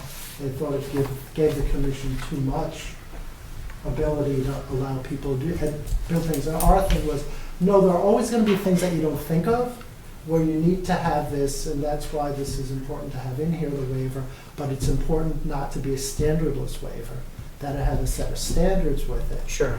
so that you know, and people know what they need to do if they want to try to get a waiver. And it also protects people so that they can do something with their property. You know, that's the bottom line Right. in a lot of ways, Mhm. unless they happen to only own in the middle of a bog or something. Mhm. Well, so there's two parts Yeah, to that yeah. then. So number one, this is standardless in that there are no standards specifically mentioned here, No, so there- you'd, There are standards mentioned. well, so what I mean is it says, You have to find in writing no reasonable conditions or alternatives that would allow the proposed activity to proceed in compliance with the regulations, that avoidance, minimization, and mitigation of an employee to the maximum extent feasible, and then the other waivers necessary to accommodate an overriding public interest or restrict the use of the properties to be unconstitutional. okay, so we're, so, That's enough, although if you wanted more detail, you put them into your regulations. right, so that's where I was headed. So, in other words, there's no math in that. It's, Yeah. Right, there's no math. okay. So the idea, so for instance, this town is small, Ayer is very small, and a lot of it is wet, and a lot of it is open water. And so it's very difficult to find a property in town that is completely outside of a buffer zone in some way, shape, or form. Yeah. And so, as much as, you know, I'd love to hold to a 25 no build standard, I think we've talked about it several times. Most of the folks who come to us with a deck or, you know, or something on the back of their house, it's, you know, it's almost always within that buffer zone. And so it gets complicated. And, you know, I mean, you could think about either putting in the regulations or having a written policy, not even regulations that sort of says, here's how we're gonna deal with house decks. If they build them this way, if there's no, you know, whatever, you know, the wetlands are different. Some of them aren't gonna have an impact if they have a deck within 25 feet. Some of them are gonna have an impact, you know? So to be able to describe that a little bit in some way so people understand what the rules are when they come to you. Do you ever touch slope? You should touch slope. You know, I mean, if you look But at as a regulation? well, if you look at the DEP regulation on buffer zones, it only says two things. It says, look at slope and look at whether it was developed, you know, before. So I think what a lot of other commissions have grappled with is how do we add some more stuff to that, you know? And I don't have an answer, but I just tell you that's what they grapple with. And a lot of them just have written things that have said things like, you know, the science. And I'll tell you about my conversation with DEP about this because we've talked to them about buffer zones a lot. The science is that there's a lot of value to buffer zones to not only protect the wetlands, but they're real corridors for wildlife that use the wetlands for a lot of things. And, you know, and they're a lot more important than you see by looking at the State Wetlands Protection Act. And DEP acknowledges that when I talk to them, because we talk to them occasionally about, you know, the state regs should catch up. And they basically say politically we're never going to make it happen. You know, which is, I think, one of the reasons why a lot of commissions have decided that they need to do something with buffer zones. And then you just need to, I think, if you want to do that, figure out how to do it in a sensible and sensitive way, but also one that's based on the science of, you know, what we now know about buffer zones that people didn't know when they wrote the Wetlands Protection Act back in 1972, Well, which and is a lot. let's face it, since 1972, I think we've built 7 or 8 houses here in town even. And so, you know, as, you know, Times 100. right, as development has really encroached, Right. all of a sudden those become even more important areas. Yep, yep, So, yep. Exactly, exactly. well, so far, this is really interesting. This is easy, right? Well, The hard part is your part afterward, right? It's how do you describe why you need this? How do you get it to a town meeting? And then if you're successful in all of that, getting the regulations. Well, but a lot of what we've talked about tonight, and I think, so, quite frankly, I did not enjoy the town meeting where the bylaw was shot down, and a part of what I didn't enjoy was we knew that we were coming forward with something that a lot of folks weren't going to be excited about. However, part of that is also in the explanation. So talking about why a no-build zone around a wetland is important, and you know why, if you own the property, why we would potentially be able to work with you on that, because you know it was the only place to extend your house for your 17th kids. Then those are all realistic ways to deal with people's concerns as you enter that And you know, if discussion. people know those things ahead of time, I mean, there are going to be exceptions when you have the waivers, but usually they can move the house, move the side. You know, there are lots of choices that they make before they get to you. Well, many years ago, we had a discussion with an applicant who wanted to put a road in through an area that none of us were happy about. And in fact, we denied him. He appealed to the state. They denied him. He ended up working his magic with the ex-director of DEP, who helped him get his permit. But during that whole process, he had a point where he had foundations within 4 feet of the actual flagged line. And we said, well, how are you even going to do that? Are you going to work by hand in this area? You know, and you know the obvious answer was no. And so that's one of the reasons to talk about why those areas need to be protected. But it's also another one of those reasons why we can talk about limited projects like decks, where you take a hold, you put the pier in, and then you're done. And then you think about, do you want them high? And especially with flooding issues to think about. Right. Well, I'm especially excited about the Atlas 14 and looking into that. Do you have that? I do. I'll try to remember, shoot me an email and I'll send that to you. I met with the DEP people the other day to sort of talk about, occasionally, like once a year maybe, I'll sit down with them and say, where are you on some of these things? Sure. Here are some of the things that we think would be nice for you to do this year. So, we're top 10 lists that have 11 items. In the top 4 included the stormwater piece. So almost all of it, I think, can be done by changing their stormwater manual. I think they have to make one minor change to the regulations. But, they've lost 30% of their staff in the past 10 years. And they lost a whole bunch of staff last year with the early retirement stuff. So a lot of things that they used to have the capacity to do, like, more than one thing at a time, they really not because they're not good at what they do, because I would say they're all really good, dedicated, try to do the right thing well, people working there.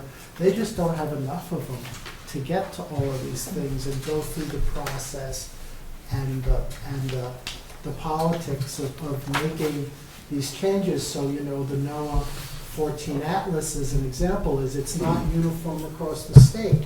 So some parts of the state may have more stormwater, some may have the same, some may have a little less. So how do you change the stormwater manual, right? And other things like that when it's not uniform across the state, so it's not as easy as it sounds at first. Didn't pull the pages out and stick the new ones in. Right, and you have to write the new pages and have them make sense and be consistent with the science. And it's like, well, where do we draw the lines on the state about where the numbers are and things like that? And, you know, they are frank with me, we don't have a person who has enough time to do that right now. So I'm having a meeting with the DEP commissioner in a couple of weeks. And that's the one thing to think about. Meanwhile, on Friday, you know, the legislature passed the budget for FY17, but there seemed to be less revenues coming in than expected.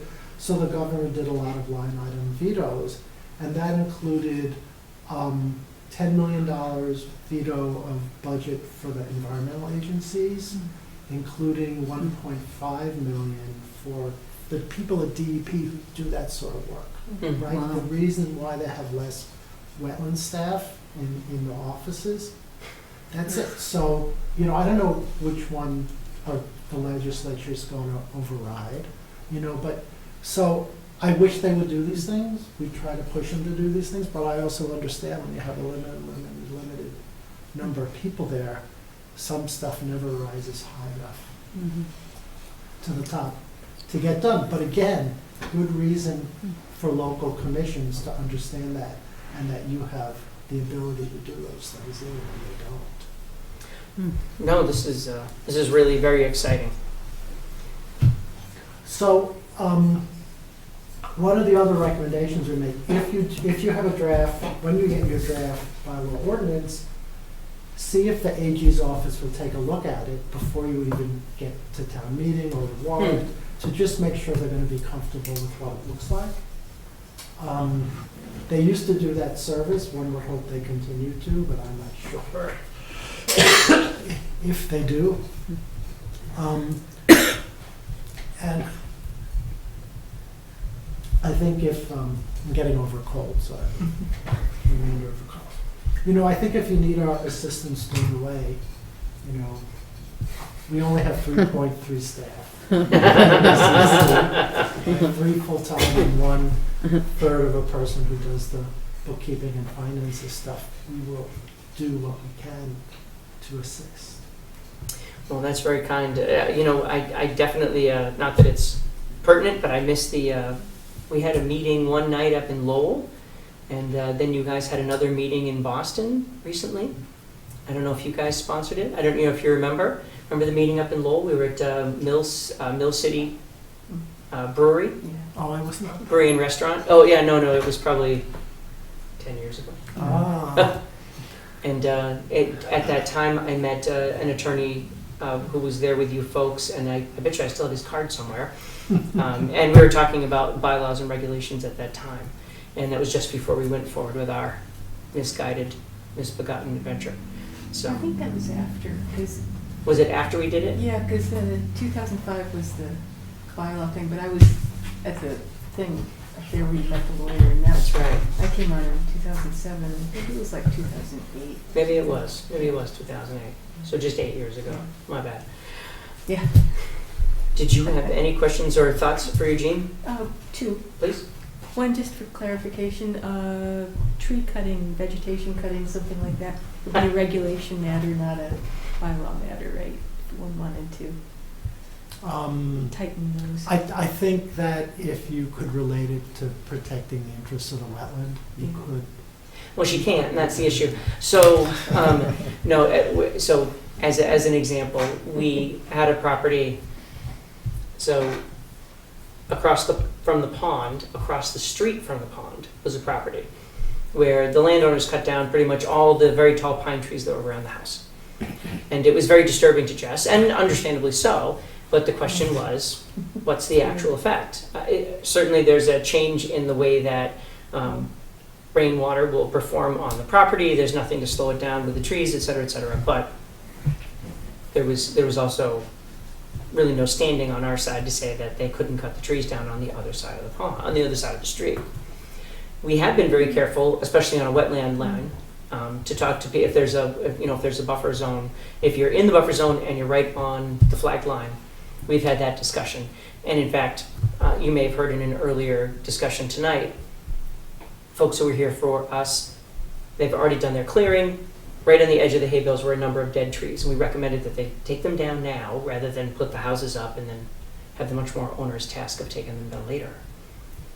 Disappointing, because they'd be great to leave for habitat, but in this particular case, they were leaning into the area where the where the houses are gonna be built. Yeah, and So- you could require them to plant native trees or something like We that. did do that I with think that 78 Sandy Pond. As Yeah. part of, like right, a- you order put- conditions. I think you pretty much have to establish a jurisdiction for some reason before you sort of say, do something with trees. Well, what I was concerned with, like, if this one house on Sandy Pond, really Across the road 15. from Sandy Pond. 15 feet from the water, the property was totally clear cut and not a huge impact for just the one house. If everybody around the pond did that, the effect it would have on the pond, the wildlife, et cetera. So just to try and understand what are the limits of, because I know some towns have, or elsewhere in the country have done things like you can take down percentage of trees in a year with permission, but you can't clear cut. Just something that would slow. Well, the you know, process. I think if you Yeah. can, I don't, you know, I don't know if you could establish jurisdiction there, but if it was close to the wetland, if it was gonna have an impact, and you could say, look, you have to come to us for, you know, approval, NOI or RDA or whatever, then you can do something Mhm. about it. But if it's not in the buffer zone, or if it doesn't look like it's gonna have an Well, impact, this would be- clearly if it's, you know, like, you know, the clearest example, if it's a cold water trout stream, you clearly can stop them from getting rid of the shade, right? So. We're it's shy about- any cold water trout streams, but I sure wish we Right, had. but that's an easy, I gave you the easy Yeah. example. Right. But that's it, so there are other examples that are not so easy, where if you can show that it is having an impact on the interests, in that case would be, you know, the trout, Yeah. and you could do something about it. Yeah, I mean, there's a fine line because I know, Sure there is. you know, there are rules and regs, but I think the best way is actually education. I mean, I have a friend who basically goes around to every person on a lake and educates them. 500 of those. Yeah, well, no, but over time, right, people get on board. It's like, oh, I shouldn't be doing this because, you know, it affects the water, it affects, you know, phosphorus load, it affects this, it affects that. If you want your pond to stay healthy, you have to sort of maintain a certain way of living on it. And a lot of people, I think you're right, don't necessarily understand that, or it's like, well, my tree's not gonna make a difference. Exactly, But right, yes, right, Yes, it will. right.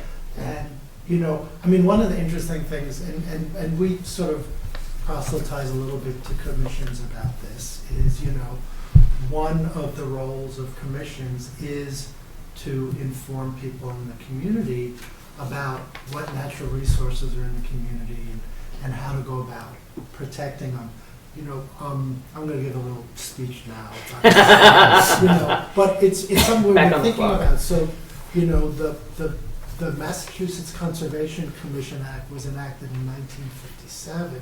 So it's 60 years next year, and we're gonna do some 60-year stuff. And we're gonna ask all the commissions to help us out a little bit with that.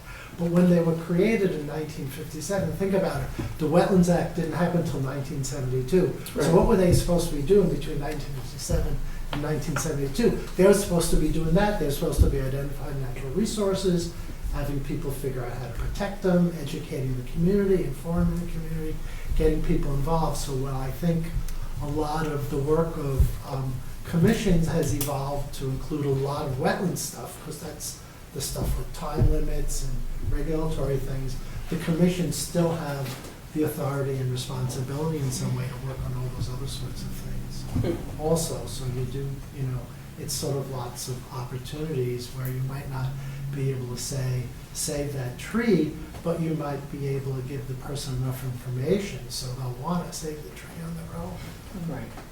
But wouldn't there be jurisdiction within, I mean, just say that one lot, which is watering the bridge. Not letting it go. No, but just for future, but, You can replant. because it's within 100 feet. It's I'll let you jurisdiction. guys, I'm not getting Yeah. into Yeah. details. Okay, we'll But discuss you later. can all discuss that, right. Did you have another point? I did have another question, which was, looking at the videos from 2005, Oof.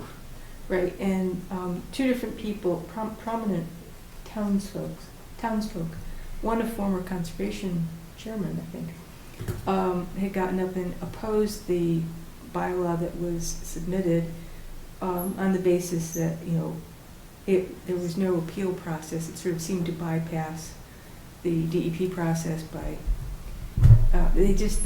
one of the points was, we're an appointed commission and but we're trying to make more draconian bylaw regulations. Blue-blood imperialists.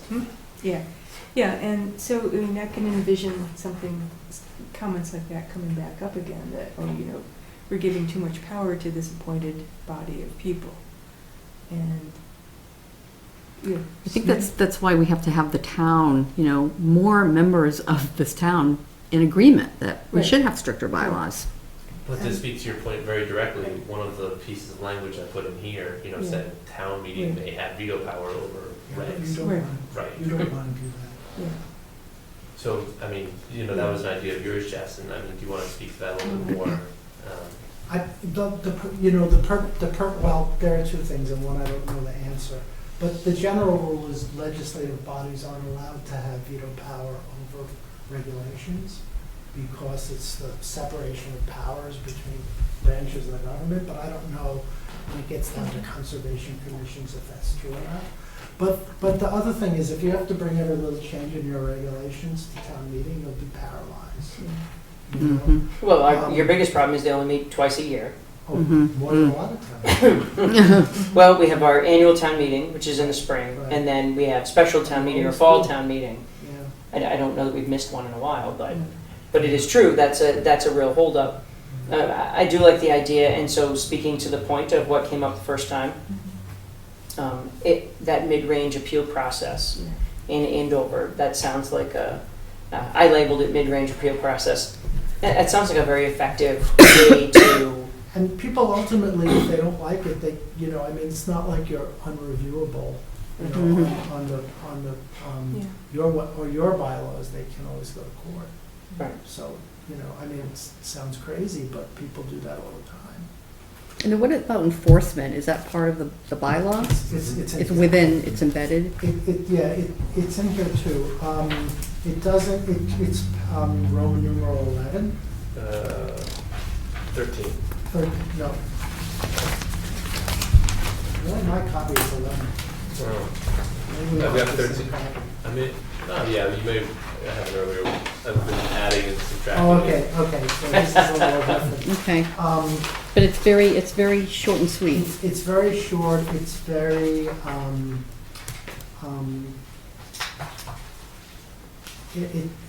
it just gives you what you need without a lot of detail. Yeah. Brian and I have been talking via email, that's what we call talking, about, the potential of an enforcement policy that the commission might have with some more, if you wanted some more details about how you go about doing this.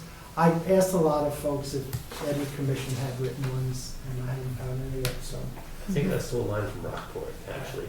So if you read the EMACs that come out twice a month and the EMAC coming out on Tuesday, you will see if you have an enforcement policy, send it to us. We'd like to compile them and have them available for people, so we'll see if any commissions have done that. But, you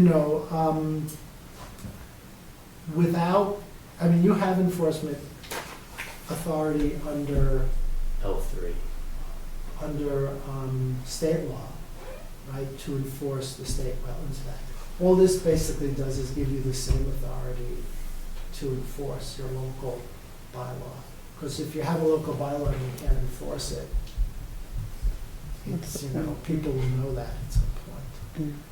Well, I know one of the changes that we talked about, so for instance, Conservation Commission, its agents, officers, and employees shall have authority to enter upon privately owned land for the purpose of performing their duties under this bylaw. And I know we talked about how that wasn't what we were shooting for. So that would be one of the places where we'd probably want to make folks feel comfortable that there would be a notification process. So for instance, this effectively gives you the authority to enter upon privately owned land without permission. Well, subject to the constitutions of law of the United States and the Commonwealth. And if you look at note 9, constitutional limits on entry into private property supersede Wetland Protection Act right of re-entry. Oh, I'm sorry, where are you seeing, where's note 9? Yeah, you might want to use it. Oh, note 9, you mean? Yeah. So we say Sorry, something these like are that. the notes that I didn't leave in here. So, I gotcha. you need this in here, but since it's subject to federal constitution, you really don't go in without giving people prior notice and, or getting an administrative search warrant from the court. And this explains that, over here. Yeah, so occasionally commissions will call and say, can we go on somebody's private property if we see something? And it's no. No. So You know, this is a perfect ask example them of to get a, permission, right? Or get an administrative search warrant, or if somebody files an NOI, then of course you need to go on and look at the property. But if it's just, I wanna go because somebody told me there's a vernal pool that we don't know about, you can't do that. and so one of the places that I can absolutely see a challenge coming up is something along these lines where if it doesn't give that kind of information so that folks can see it readily, if you're asking them to chase through to figure that out with the other notes, then it could be misconstrued, and it doesn't need to be that difficult. It would make more sense for, I know for our particular town, to incorporate some of that language right here, so that there was no question, there was no searching for note number 9 to figure out that, you know, that folks couldn't just wander on their property. Right. So, Right. because that's also not our intention either. I don't think any of us want that to happen. You know, that's not what we're shooting for. We always do remind folks when we issue an order of conditions that you know, obviously we do a site walk for every order of conditions that we issue, Right. and every NOI that we hear. And by their filing the NOI, they're effectively subjecting themselves to this process, which includes your ability to go and take a look before you determine what to do Right. with the NOI. So it's effectively a limited consent that they're giving you at that point. But after it's all done or before they start, you don't have that consent. No, and it's been very effective though. I don't think we've run into any issues with anybody who had an NOI saying to us, "Oh my gosh, I didn't realize you'd come back." Yeah. But just on hypotheticals though, say you were alerted that something heinous was happening on the property. Are you allowed to not go look at it, but go up to the front door to see if you could engage in a conversation? So there are two things I know you can do, but this is now getting beyond my expertise, I'll tell you. As much as I know is, if you're on public property, you see something, you've seen it. You can't say, oh, I'm not looking because it's happening on private property. Or if somebody else has let you on their property and then you see it on a third property, that's equally okay, right? It's just that you can't, so I think something's happening on that person's property, I'm gonna walk over on their property and see. You can always knock on their door. That's my question. You can always knock on their door Yeah. and say, hi, you know, I'm with the Conservation Commission and I was driving down the street and I saw that. Can we talk So that's about the distinction, is you can't walk around the house to look at something, but you can go up that walkway to the door and at least knock. Knock and say, And hey. if you don't get permission that Right. way, then you leave. And we've maintained a good relationship in town. We had a couple of circumstances where we had to have some assistance with the police department. It was a long time ago and it was minor, but you know, I know that we would get good support from the chief if we said, hey, we have an issue. Could we have an officer assist us to knock on a door to make sure Right, you can do that, because I'm not sure you want to go up on somebody's door by yourself if you don't know them. Alternatively, maybe the town council will help you get an administrative warrant if you can show that you really need it. You know, you can't go to court and get those. The third option is to get DEP involved. Now, again, I have that whole thing about how many fewer staff they have, but in the right circumstance, they would come out and check. But they, at least in my conversations, they also will not go on private property. Unless they see an ongoing crime, but they will go get an administrative search warrant if they think it's appropriate. We had great assistance from Joe Bellino in the past. We had a number of parcels where we had 2 parcels where we continued to send violation and enforcement orders until finally we just said, that's it, we're turning this over to the state. You're clearly not paying attention. But we had a property many years ago where the owner of the property was dumping tire chips directly into the stream and had no protection on his property for all of his runoff. And so it was a problem that was only going to get worse and continue. And we ended up, because we were a volunteer commission, we ended up asking Mr. Bellino to come give us a hand. Yeah. And he gave a lot of good advice on how to get them to move in the right direction. That's In fact, I believe they were even fined. I don't remember. I remember the. There was a whole EPA Discussion thing about with that. Well, this was before that. This was Ruthier, JP Right. There's a Ruthier. whole EPA thing with them. Well, that's the other thing, of course, if they're filling in a wetland and it's a US wetland, the EPA or the Army Corps are your other resource for that. Mhm. All I remember was we had flock logs and a method for them to take care of what was happening on the property, and they hand scooped the tire chips out of the stream. So it was pesky. Any others for you, Jens? George? One thing that I've always been concerned about is the more indirect things that we are concerned with. Was just mentioned, like your cold water trout stream. And you can talk about the trees along the side, but when you get into, whether or not taking out the tree is going to affect the stream, and talking about wildlife corridors and things, we talk about so many feet from the edge of the water, but wildlife corridor is a little more nebulous. And how do you put all that protection in writing? I don't know. What Brian and I talked about a little bit was if you want to do that, and this does that, it puts the burden on the applicant to show that it won't have an impact. So the applicant would have to bring in, if you think it would have an impact, you could say, look, you're going to have to bring in somebody to explain why, it's not going to have an impact under the circumstance.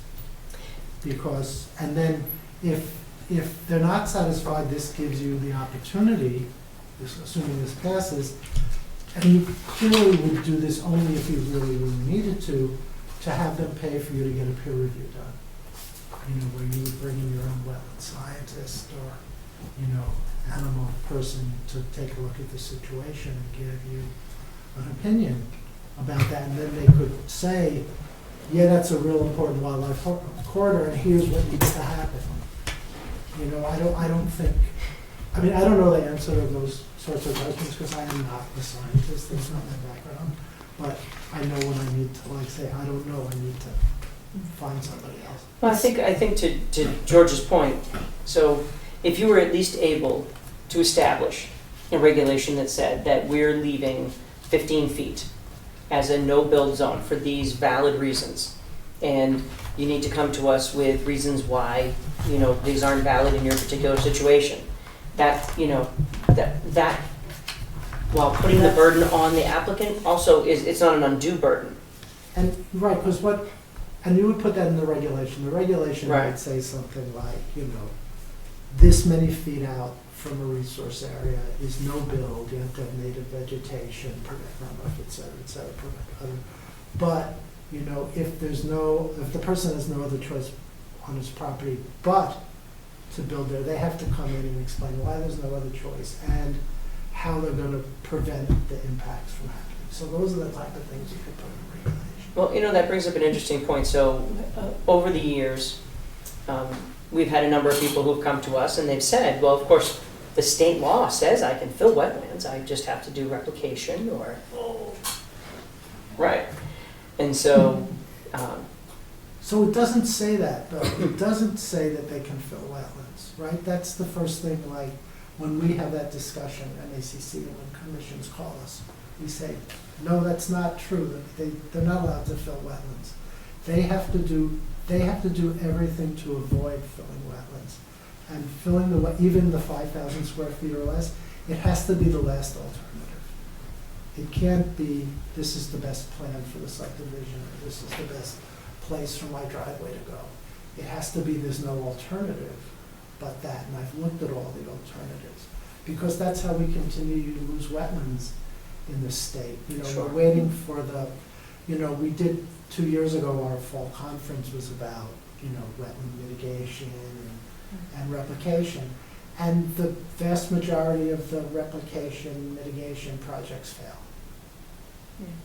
you know, and the advice that one of the pieces, a lot of pieces of advice came out of that, but one of the clear pieces of advice that came out is, if you say, you haven't shown us that there's no alternative, most of the time they find alternatives, where they don't have to fill the wetland, or they can fill a lot less of the wetland, and when they know they're gonna have to actually replicate somewhere else, all of a sudden they can find, often, not always, but often, other places to do it. So, I mean, it is true that at the end of the day, under certain limited circumstances, they can fill a very small amount, but I wouldn't start by saying, yes, you have a right to fill wetlands.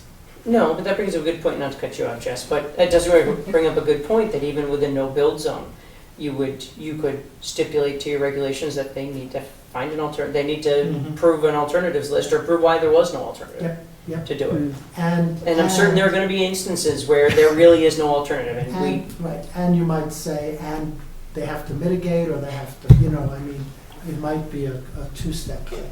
Right. No alternative, and what do you do if you're gonna build there? What's, you know, because you are gonna be damaging one of the interests by doing that, so how do you make that up? Okay, so I could see where you have a single-family house that's been there and somebody says, I need to do this, and there really is nowhere else to go, and you can make some concessions. But what if you have, say, a new development coming in, they want to put in 50 houses and do a considerable amount of filling, and they say, we have no alternative, where else can we put these 50 houses? And I would be more willing to say, well, you can only do 35 houses. That's the hard part of your job, Right. right? That's Yeah. one of the hardest parts of your Right. job, is how do you determine that they have no reasonable alternative? What should be the appropriate mitigation? And can they even make that work? You know, one of the other things I learned from the why most wetland replications fail is because there's nowhere else on the property that you can actually replace it, because they're all uplands, or else they're gonna be wetlands. And if you plant wetland plants in an upland, it's not gonna become a wetland, you know? So we're waiting for the report to come out. It's been under review for like 2 years. But when it comes out, it's gonna say all of that, and then we're hoping DEP will use it to come up with some better guidance about what to do under those circumstances, because those are one of the hardest pieces. But the default, I think, this is just me speaking now, the default can't be, sure, go ahead and do it, right. Yeah. because that's how we lose wetlands all the time. You know, it's funny, most of the projects that we've had over the past years that did end up having anything like that, it was most often because of the infrastructure, it was because of the roadway, and a lot of times it was because of all the basins. And so it was tricky. We just recently worked on a project where there's only one place to cross, and there's only one way to get in. And actually there's a beaver dam now that's preventing it from actually acting as a stream, but once the dam goes away, there'll be a stream again. Yeah. And so it was very complicated, but it is literally, there's a single path in and out. You know, I don't know what the answer to those are. If I get my grammar right, I think it was R. But those might be the situations where you say, let's bring in a third party to take a look at this and see if there is another alternative or not. Unfortunately, in this particular case, there definitely wasn't another alternative, but there were discussions about things that they could do to foment a situation that worked better. Yeah. And And again, those are really hard calls to make. This was, there Everybody was knows the that. other circumstances with the beaver damming. It created a big pond, and underneath that pond are 5 sewer manhole covers from the sewer main from the hospital. So You know, I guess the other thing is, sometimes mitigation is, you can build 35 houses, but you Yeah. can't build 50, right. right? That sometimes is Yeah. that's sometimes I like turns that. out to be the answer. well, interesting, the project that we first started on, the very first one that we denied, in fact, I think one of the only ones we've ever denied, was like 28 houses, and they ended up with, 8. So, but he got to do his property because they went down there, and it was in 2004, and the stream ran dry for the first time any of us had ever seen it, and they took 2 photographs, and they were all done. Intermittent stream, look. See, and that's, getting back to one of the first things, that's why a lot of commissions have said, no, we need to do better. The drought, declarations and when they happen, et cetera, don't work for us. Because I was looking at that website for a month before they declared the drought thing, and it was on there. These are the areas that are suffering drought. So I was at a meeting, we meet, some of the environmental folks meet once a month with folks at EEA. So I was saying, couldn't you have done that sooner? Because, I was looking at that website for weeks and weeks, and you had everything on there other than the declaration. Right. And the rules are this thing called the Drought Advisory Task Force has to meet and make a recommendation. They met last week or this week, and the previous time they met was in June 2015, so I hadn't met in 13 months. So oddly, there's no drought declaration in between the two? Well, no, that's why they didn't, because, there was really no need. But they, I said to the EDA folks, maybe you guys could they meet earlier? And they said, I don't know, we need to look at that. I mean, they're not the people who get down in the weeds about that stuff, so they, for sure. But it becomes an issue. No, but one of the things that we were all noticing is that we've had 3 years in a row where summer moved in 2 weeks. Where we had 80-degree temperatures in June. Certainly don't remember 80-degree temperatures in June growing up. 80 degrees was something that happened when you got toward the end of July, into August. Well, it's going to be a crazy time, I think, with, the change in climate and what to do about all of this stuff. And because I the stuff I've read said we're going to get, in some cases, the worst of both worlds. We're going to get more periods of dry and hot, Right. but also more periods of big rain and big storms. It's going to be sort of, more up and down than most of us are used to. Well, if you believe some of the predictions, and obviously you can imagine it's hard for them to really nail some of that stuff down. But It is hard. it will be very complicated for sure. So. You get amplifying feedback loops, which are.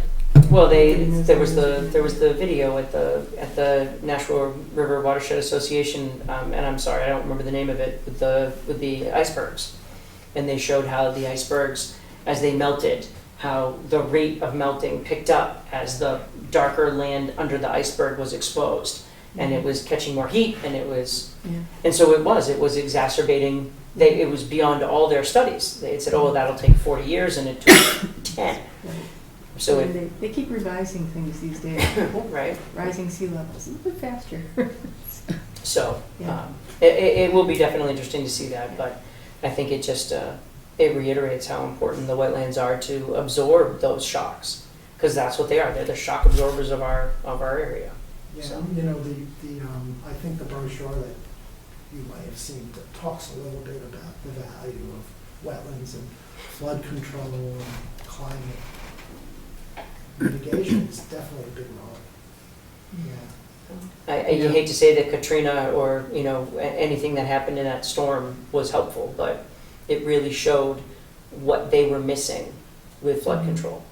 And also, when Hurricane Irene came through, Right. it also showed how you had all of these undersized culverts Yeah. that, got blown out, that caused the roads to get blown out. So now there's a much more robust stream crossing standards in the state. But it still seems it's tricky to refer to climate change. I mean, in trying to make an argument before our town meeting by going to climate change could, I think, trigger a lot of people saying, no, there's no such thing as climate change. And then you sort of cut off your nose to spite your face. That's right. Yeah, be careful what you, Well, scientific arguments. If nothing else, I think we're on the right page with a lot of the topics that we discussed tonight, because if nothing else, there are things that we can develop for a presentation to say, well, what is a wetland and why does it matter? Why does it matter to you? And what is a stream and why does it matter? And why does it matter to you? And because unfortunately what's disappointing is that many folks only become exposed to these ideas during a natural disaster. When the culvert blows out, we had a huge beaver dam. We had a huge body of water behind a beaver dam on Pine Meadow Pond. And the beaver dam came apart, not likely on its own. Beaver Dam came apart, the water rushed down and blew out the culvert that was under Oak Ridge Drive. So that's disappointing in many different ways. But the only reason that a lot of people, would have understood that there was a culvert or a beaver dam or even a pond to the side there was because of that issue that came up. Yeah. It's not the kind of thing that they're talking about over supper. So sometimes that's part of the education process too. So, did you have anything else, George? Mr. Todd? So I appreciate Eugene's kind of thoughts on the sort of the basis behind the MAC model bylaw, and I'm just trying to think about. I wasn't around for the 2005 town meeting. You're welcome. But thinking about what happened then and what maybe some of our concerns are, on one hand we have a bylaw, so we're not starting from scratch. But on the other hand, the bylaw is useless, so we are starting from scratch. So I'd say think about it that way. So this is all good, and we definitely want to try and come up with a bylaw that has a solid foundation and that gives us then the authority to get as nitty gritty as we need to be in the regulations. But I guess, and you kind of talked about a presentation that we would do before town meeting, that kind of thing. The only experience I had in another town going through this sort of process, in Groton, the selectmen established a standalone committee that was called, I guess by the time I was involved, it's the bylaw review committee because the bylaw was already in place. But I think that would help with sort of the educating of maybe not the whole town, but other elements of the town, municipal government, and interested citizens would be to have something like that where, one or two members of the Conservation Commission and maybe a member of the Planning Board and a member of the Board of Selectmen and maybe 2 or 3 at-large citizens sit down and basically kind of talk about the same things that we just discussed with Eugene and that we'll continue to talk about, so that it's not just the 5 of us here that understand why we're doing this and why the existing bylaw is useless and why it needs to be revisited. So that when we do get to the point where we have, say, public informational meetings and then get to town meeting, we're not just introducing it for the first time to a broader audience. I think that might help sort of grease the skids for potentially getting it passed, and it might not get passed, but I don't know. Yeah, I think figuring out the political way from where you are now to a positive vote in town meeting is, an important part of what you got to do. Yeah, and I only have one other point of reference, but it seemed to work, in Groton, doing it that way. And it probably took a little bit longer to get to the point where they brought it to town meeting. Sure. But by that time, it wasn't just sort of a surprise to the voters at town meeting. Right. I think it probably eliminated some of that initial questioning of why are you doing this, and what's, I don't know. It's just that's an excellent point. Yeah. That's an excellent point because the folks who knew that we were coming were the folks who didn't want it. Right.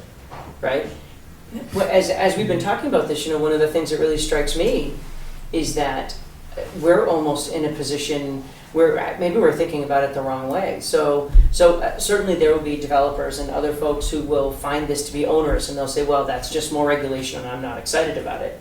But at the same time, if you live on the pond and you want your pond to stay clean and pristine and be a place where you want to swim and you want folks to, you want to enjoy that resource, well, then a lot of the things we're talking about tonight are things that they would most likely get behind. And the only way for that to happen is to have a clear set of rules and regulations that protects the pond from everybody's standpoint. And so at that point, you're effectively saying, if you live on the pond, we'd really like to see you at the hearing, to the point of maybe inviting everyone who lives on one of the ponds or on one of the rivers, or brooks in town, to come to informational hearings and say, we'd like to talk to you about a bylaw we'd like to pass, and this directly affects you. It affects your property, it affects your property values, and you know what? It affects your way of life. And think about other organizations that can help you. And I was just thinking, you're in the National River Watershed, right? Right. So you've got them, they have members, they must have members who live in Ayer. Sure. You know, Audubon must have members who live in Ayer. Mark's actually. Other things, you know. Oh, is it? You know, And the Merrimack River too. they, and Merrimack too? They're sitting behind you. Okay, so, you know, they are natural allies, Sure.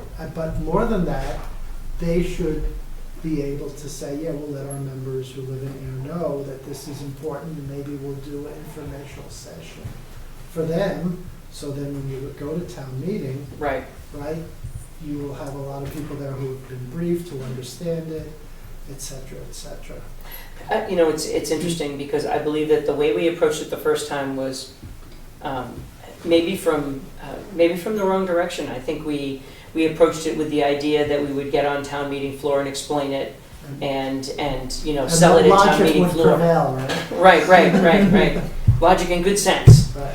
And that wasn't what we were competing with. So no, that wasn't going to happen.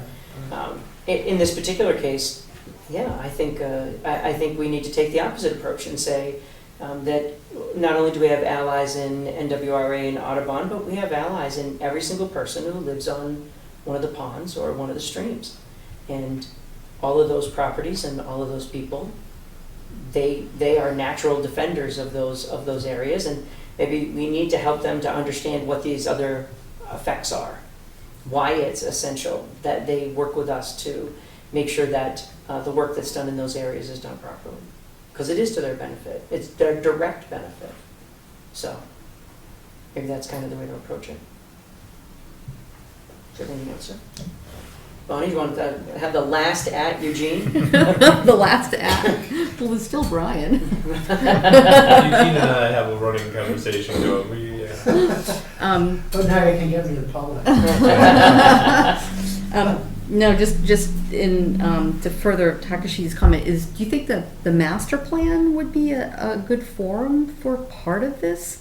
Because the town is actually in the process of creating a master plan, and part of it is protecting the town's ponds because they are a natural resource. And it depends where your town is going with the master plan. My town did master planning and they didn't go the right direction. I think there's some protection, but the town's open space plan was a place where it was very important. So it may be different in your town, but just, maybe it's master plan, maybe it's open space plan.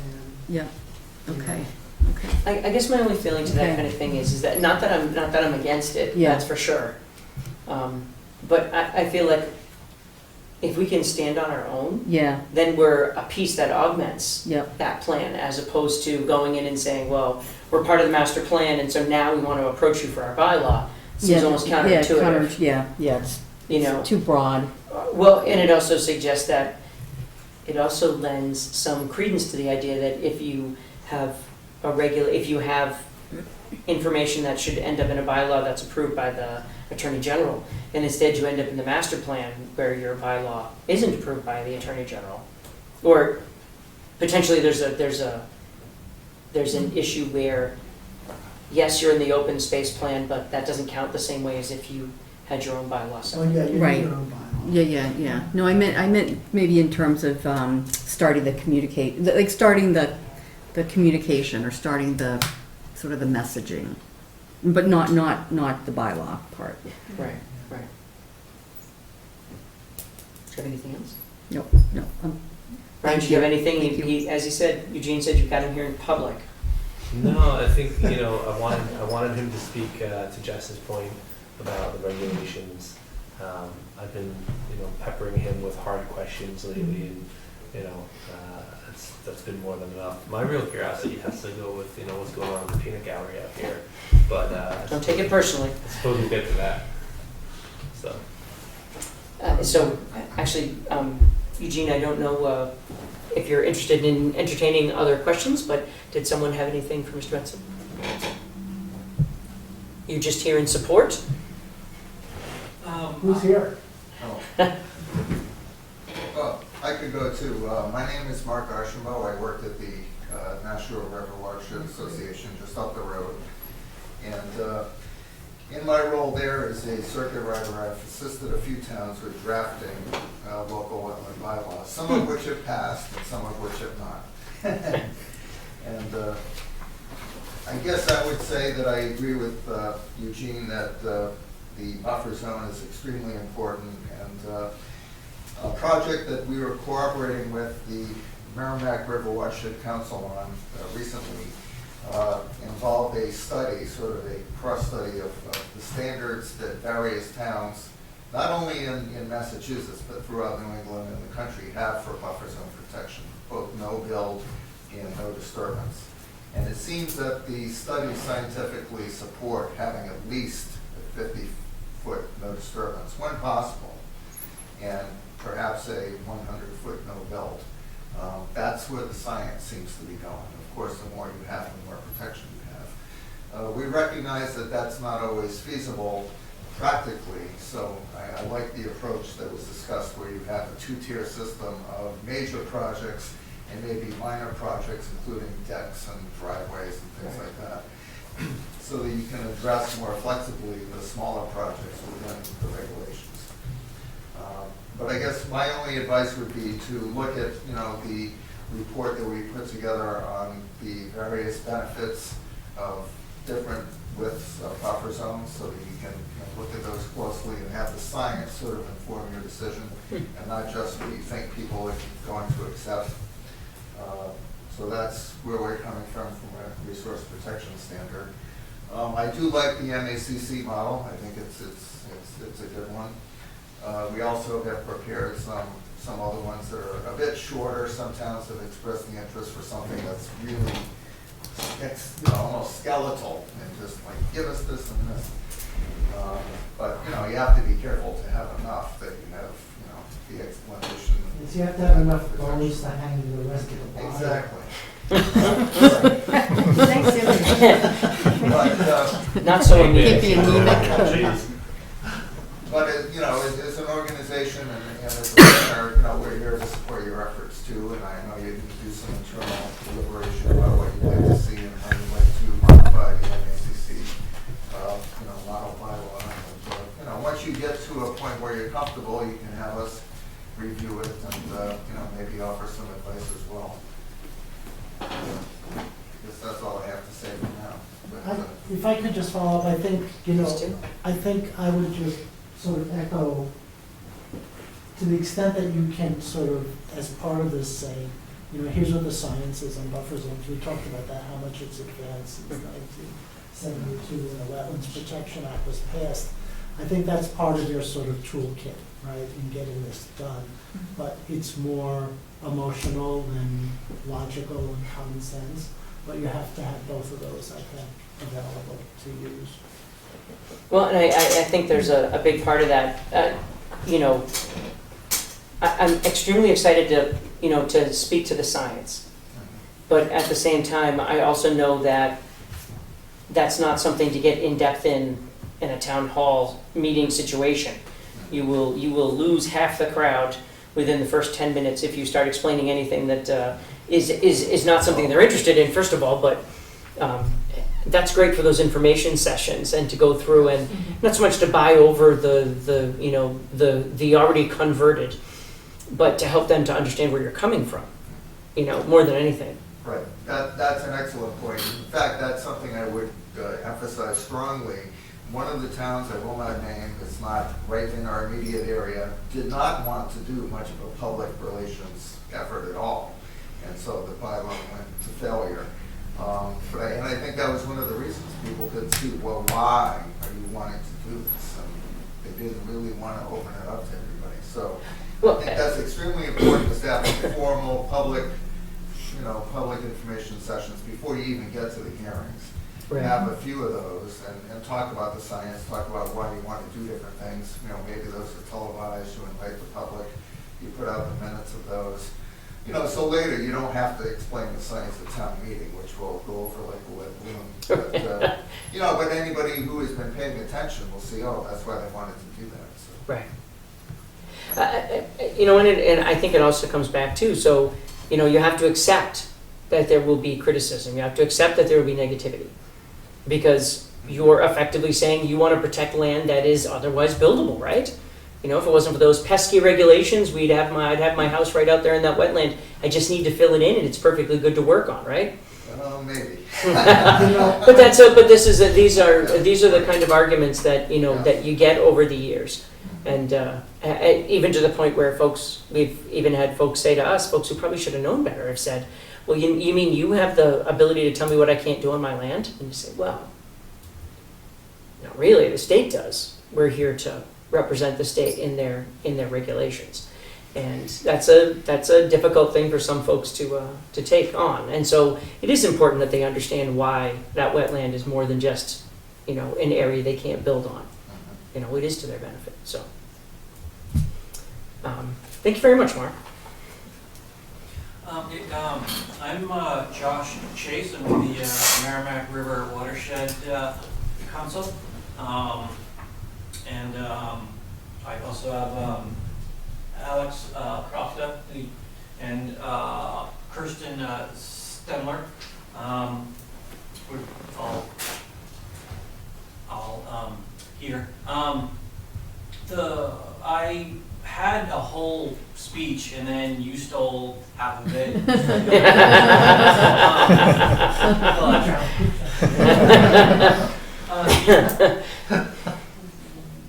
One of the things that I find can cause problems is and you touched on it, is that you guys aren't trying to steal property. Right. And in the videos from 2005, there was one gentleman who apparently had been planning on splitting up his property for his kids, and there were some problems. And you can explain why it's great for the pond, but it is incredibly important to also explain why it's also important to you.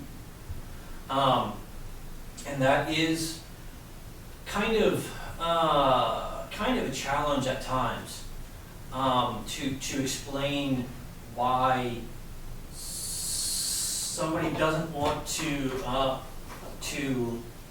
do what they want to do, and that's kind of the only thing that I would add, other than if you are interested in the science, we have tons of it. So if you have trouble sleeping, I can cure that in about half an hour. Well, I really appreciate that's actually, I'm glad that you brought that up. The gentleman, that actual project was our 725 tonight. So the gentleman who had the issue was on one side of the stream that comes into Sandy Pond, and they owned both pieces of property and they wanted to break it up. And they ended up, cutting a deal for a conservation restriction in order to get permission to do that. Now, Mr. Cornelier and Callahan, neither one of them seemed to find that terribly onerous. They worked through it. There are now a couple of lots. In fact, at the time, it was it Mr. Cornelier's children or Mr. Callahan's children?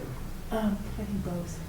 The intention was that they would develop that other property and their kids would move there and everyone would be close to home, etc. Well, of course, I don't know if you remember in 2008 when the housing market kind of dropped out, they found themselves in a different position and they ended up selling the piece of property. The fellow who was in here tonight is now developing it for them.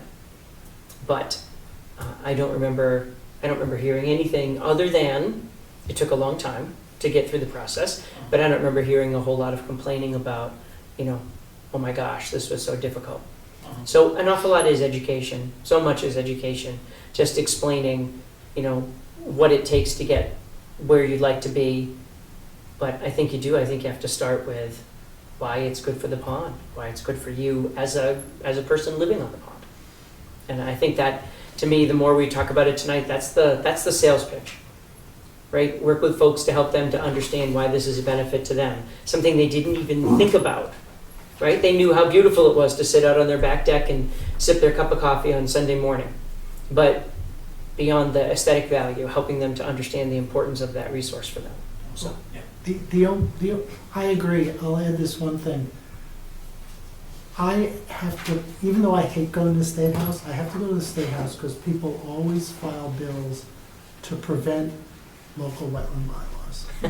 And I have to go and explain why they're needed and that the state law has loopholes in it and is insufficient in other places. So you may have to do that at some point too, right? Which is like, why do you need this on top of the state law? Right. No, that's a good point, right? So not just defining why these things are good for you, but then speaking to the opposite condition, which is why it needs to be more stringent. Or more protective, I like to say that. More protective is probably the best way to say that. You're absolutely right.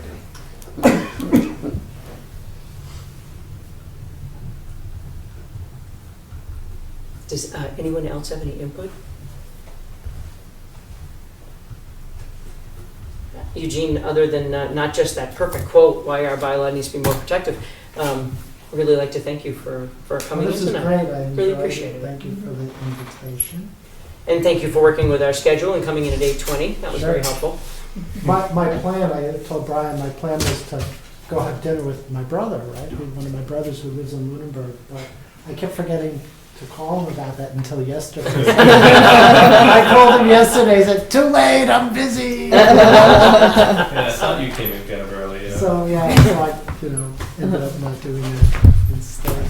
And that was that. Okay. Thank you so much. So thanks. Enjoyed talking to all of you. Thank you very much. Should I shake hands? Thanks. Don't forget the package. Yeah, no, that's lovely that you saved the shipping. Well, I would have had to take them to the post office. We take turns driving. And those are booklets? Yeah. That's exciting. And your 500 pamphlets and the library. Have you seen the pamphlets? I really like the pamphlets. Not yet. Not yet. All right, I'm going to stay because I want to see a reaction. If it's a bad reaction, I'm leaving. We're generally very polite. I don't think you can lose. Let's see, these are the pamphlets, the 500s. So if you want to. There was one town that said, and I don't know if they did this, that they were going to put one, and I guess they got to do this, or could have done this, in each tax bill that the town sent out. That way each homeowner, property owner. Well, this is awesome. And we personalize them. If you look at the back, it has your info on them. Wow. And then, oh guys, before you leave, if you This is got any great. signs you want to preempt me with, go ahead and go for it. Just like, Okay. I like reading that stuff. It won't put me to sleep. Forward to So, seeing all of you with This is our great. conferences, Yeah. workshops, Like, etc., Go for it. etc. Our conference, our fall Right. conference All right, cool. is going to be about forests and wetland protection. Really? If any of you are interested, if you have forests in town, we're working on that. It's going to be October 29th in Holyoke. Holyoke. Holyoke, because that's where there are forests. There certainly are.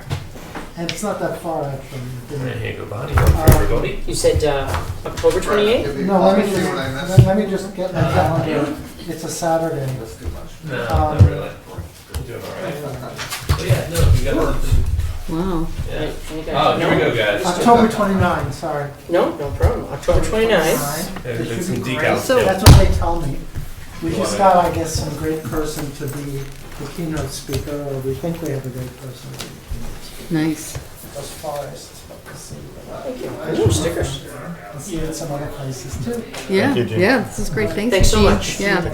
Take care, everybody. Good night. Thanks. It took 3, I admit it. So the conference in beautiful Holyoke. So can we, so these are for new property? For anybody. These are for whatever you want to do. This is Wetlands? going to be Or- an opportunistic purchaser. We've got 500 of them that we can do mailings with. One of the things in my mind is I want to get copies of this online and to all the various developers, and maybe include this as part of the abutters notification to send out one of these. Well, because so the abutters actually know what they're talking about. It's not just, hey, there's a project. It's actually, there's a project for a purpose, and they can either get them from, these were 20 cents a pop, and so they can order it on their own, or they could copy paste off the website. This is definitely going to be very helpful when we go to be more inclusive. Yeah. for the Yeah, this buyers, is definitely for the- a great for part buyers. of a mailing to, again, everyone who lives on the pond and Yeah. the stream, Yeah. to say, hey, we're interested in increasing the protection of the resource that you happen to be adjacent to, Yeah. and as well as other resources in town. We'd love to see you, by the way. Please see our Wetland Protection Act pamphlet to, wet your whistle before you come into the meeting, etc. Yeah, or could there be like a letter and this? Like, That's what I'm saying, yeah, the Yeah, letter and a the letter stream. and this, Idea yeah. to Be in the invite envelope. people. yeah, This would be the thing. Hi, we're doing this. Hi, you're invited in. right. But we can always order more. That's easy enough. But this was a preemptive purchase. So that was fun. There's one or two little things left. I saved the bills. I saved the money spending. Well, let's see, did we miss, I don't know that we missed anything, did we? No, we didn't miss anything on the to-do list. The only thing we missed was, again, I thought for certain that one of those gentlemen was gonna be that John Ford fellow. I'm curious. Now you also give me $50. Well, we'd also be curious to make sure he doesn't start doing it without. Do we want to just give him the benefit of that and continue his, it's technically a public meeting, not a public hearing, but Yeah. continue his public meeting to 28? I'll let you make the call since you've been dealing with him. So. Yeah, technically not, the RDA and the violation are not public hearings. Yeah, well, that's another story. I was just reading something about what's a hearing and what isn't, and when rights can be impacted, it should be a hearing, and so for violations, hearings seem, yeah. In terms of the RDA, it seemed a bit like a Well, technically a public hearing requires a butter notification. yeah, fair point. That wasn't covered in the thing that I read, or if it was, I glossed over it. And then the other thing is that I need to ask what you want from me in terms of something formal to get my senior volunteer hired, and to cover the minutia of if that's even something that would be amenable to you. That's why we've got the printouts on spending the wetland fund money. All right, well, let's go down through that. So let's start with, you said first off we have some Couple of accounts bills. payable. We've got the Massachusetts Society of Municipal Conservation Professionals. It's a $20 a year due if you'd like to do that. What is that? We've never, Well, it's newish because they send us emails, but I don't think we're part of the club. what does the club get you? Basically, as far as I can tell, nothing more than I'm already getting. They already are inviting me to their parties. They're already sending me their informational emails. Theoretically, it's just returning the favor, So far you're a cheap date. more or less. Yeah. But they're asking for $20. So there's that. We've got the Beaver Solutions bill. Let's see that one for sure. I had forgotten that we had signed off on that. I don't know why. Yeah, we're gonna vote. Well, I think what what's probably stuck in my head is we waited so long for him to send it. That's probably why it Well, was. he forgot, more or less, and he thought he was waiting on another level of approval. And it just, it's his busy season, so it slipped. Well, I guess I'm just worried that if he only did the one, because down the way, I mean, they literally, I don't know if any of you saw the culvert pipe It's clearly been torn up by an excavator. Right. Not And he had a kinda. look at it, and it didn't bother him from his, an experience perspective. He looked around and goes, yeah, this doesn't matter, and it wouldn't quite work anyway. So until it changes, it's currently a non-issue. It may become an issue, but for his eyes, he didn't see a need. Well, I guess I appreciate that. I respectfully disagree, but there you are. So, our flexible pond leveler was $1,380, the extension $430, the optional annual maintenance agreement $275, maintenance plan discounts $175 because of our multi-site maintenance, and zero cost for the beaver permit obtained by the client. Comes to $1,910 even. I would accept a motion to pay Beaver Solutions $1,910 as previously agreed for the non-aquacious brook pond leveling system. Second. All in favor say aye. Aye. Very happy about that. I remember going there with Miss Vander, Van Vander, Baden or something. yeah, nice lady. And so it was clear that that was a real backup point, not just for her property, but also for a whole bunch of that downtown area. Mm-hmm. Okay, next. So this is something new. The DEP Reporter electronic subscription. This is giving you access to all of the finer points of court decisions and whatnot. And the email they sent out was like, yeah, usually this would be like $600 or $700, and they changed it to $100. And this was something I did almost forgetting, and so they want $100 for it. And I forwarded you guys the email about that. And Takashi, I don't know, do you guys do this? No. Yeah. Do you find a reason to or not to? None, not I nor any of my members would ever read it. Fair enough. But, So this is an invoice. Do we already sign up and have to pay it, or is this if you pay this, you get access to the system? but I will say, if Brian's going to read it, I'll pay for it. I actually read it. I found I'll it pay really for it. intriguing. The one that came out this time, actually you would probably find intriguing. It had to do with an applicant who didn't submit enough information. The local Concom denied them. The DEP approved it, and then the court basically smacked down DEP for approving it and said the Concom was in the right. There was not enough information presented. This is why, this is why, this is why, this is why. And for tricky situations, perhaps it'd be nice to have that case law available to review. And they send it out quarterly with the new stuff. But this gives, if you happen to know that there's a tricky thing you remember hearing about, and you want to know a specific case law, you can actually go back in and dig around and read the original. So. If this is a learning tool, I mean, if we can all use it, Yeah. then I don't have any issue. I see. If Brian can use it, I would use it. Okay. I If Brian can use it, then educate me, then I'm all some for it. stuff up. So the pressure's on you. I'll start giving the 3-sentence summary. There you go. In the Three! In the latest edition of the Yeah, report. exactly.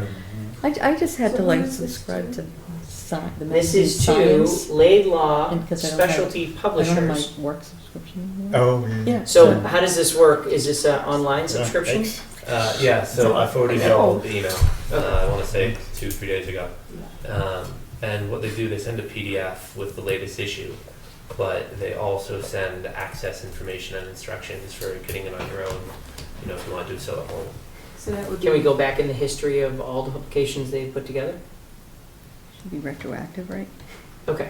And that would give all of us access then. That is the way I read it, that's the way I understood it. Oh, I said Laidlaw. I'm sorry, it's Land Law. Landlaw.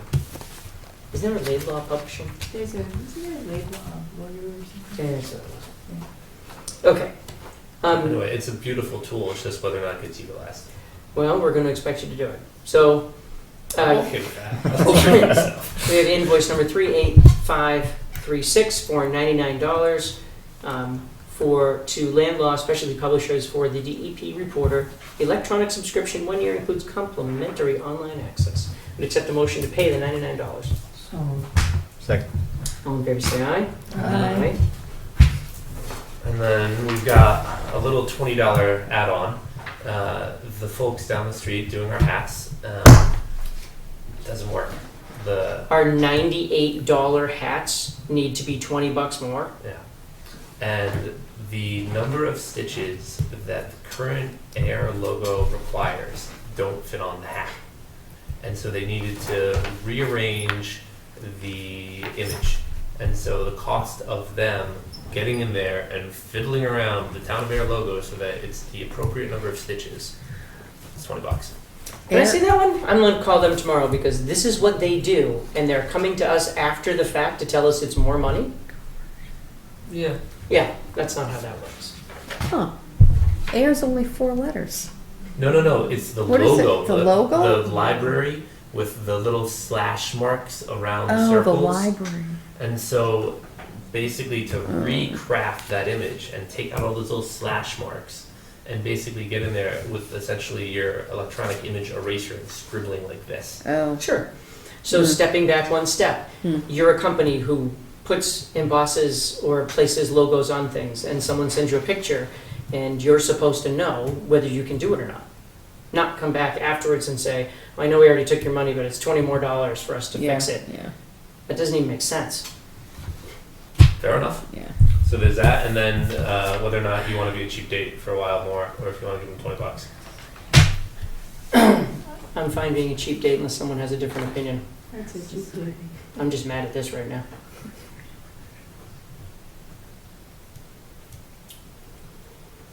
George? What does this get You want to get throw a us? shot of bourbon I at those don't know people? that it actually adds on anything. I think at some point Becky may have signed up and we're still on the email list, or they got the email and they're just sort of proactively sending it out, hoping. I don't think we ever paid for it. Yeah, I don't remember anyone ever asking for money in the Yeah. past. I mean, they may not have even asked for money in the past. So maybe, yeah. Okay. Feel free to If I table that stop one. getting their emails, I'll let you know. That's the way to go. Okay. So, then, moving on to my senior volunteer and how to spend money. We currently have roughly $42,000 in the wetlands fund. There's a newsletter here from '09 from MACC on how that money should be spent, as well as the 1998, I believe, guidance from the state also on how that money should be spent. And the moral I'm taking from this is that it needs to be spent on administration and enforcement or enforcement of the WPA. And what my volunteer is doing is making the back projects administratable and enforceable. So, for instance, the grand map we have here is all address-based. The parcels are based on addresses. I can link addresses to this map, and he is doing this by address, so that he would go in and say, one Main Street has an active order of conditions that was issued in 2009, and that would be the last date on that thing. There has not been an extension, there has not been a COC. I could actually track the status of every form that has been issued for every property in town. And he, at this point, is pretty close to halfway through the paperwork upstairs. And while he's been at it, he's been thinning out and recycling the double, the triple, the quad versions of old handouts that just got filed in a pile. So he's actually making more room and making it easier to find items, literally in a filing sense, but also there's a full database now of everything, so that even if we were to basically decide we're not going to have a filing system, we'll just put the next thing in the next run, we'll do it like the town clerk is doing. I could alphabetize my database and say, oh, I know exactly where that is, it's in drawer 3. It doesn't need to be alphabetized or by DP numbers, it's in the database. And he has 111 hours to use, and he's used, at this point, he's probably about 95. of his 111. Yeah, And he's done about half. give or take. So if we say 100 is half, that means he'd need 100 more hours. I think that's a reasonable guess. Okay. And he's currently being paid, I want to say like $9.85 an hour in tax abatement. In chatting with him, you know, he'd like a raise, but you know, if we pay him 10 or 12 bucks an hour, he'd be okay with that. He enjoys the project. He's actually, his professional career was spent in inventory management. And so he's actually an absolute natural for this kind of deal. So yeah, I'd like to keep him going. And this seems like administration and enforcement. You know, this seems like it falls into that category. The only question would be, would you like to see about hiring him literally through the town, or would you like to provide a contract for this and say, when you finish this job or when you finish the first file cabinet, you know, we'll pay you in increments of $250. You know, what would you, assuming you agree with my assessment and decide that you want to do this, you know, what is it that you want me to bring to you? I think where we probably have to start with is, so first off, do people see a value in the activity? Does it make sense to continue doing it? A general consensus to that? Do you feel like there's a value? Okay. So then the second part is the tricky part, which is, I don't know how we pay him. You have to talk to Robert or talk to So whatever town Lisa. hall happens to say about it, and they would prefer to do it in version X, and they put that on some kind of letterhead, and that's what you would like to see. So My guess is we wouldn't be able to hire him as a position, because Yeah. that would be personnel board, that would be just a class. Well, and so like we heard the other night, remember, Yeah. if there's anything even related to the union, it's not personnel board anymore. So I Right, don't. or it's board we don't- of we don't- selectmen. So we are in completely a different pond now, if you will. We're not in just over our heads. We're in the wrong pond. The town has to tell us what the rule is today Okay. in order to hire him. Easy How do enough. we give him anything at all? There's no, we would be speaking completely out of turn. So Robert and or Lisa have to define what that process is in order for us to pay him so that we can set it up. So he's used up his But He's senior gonna allotment? use it up. I think he's gonna be away next week, but by the time we talk again in 2 weeks, he'll be at say 103 hours, and then the meeting after that, he'll be at 110 hours. Mhm. He's So doing how many sort of hours is he doing a week? 5 to 8. So for 100 hours, we're saying that he's anywhere from 12 to 20 weeks. So he wouldn't even be done before the end of the year. Yeah, the way I'm scheming is that if I can keep him going until December, the calendar year rolls over, he can do the next tax abatement project. And if we're not quite done, Don't those enroll in October? well, it's a calendar year thing. You may enroll, but you don't actually Oh, okay, work gotcha. the account. Gotcha. And so keeping him in the office would just be good, not interrupt the flow.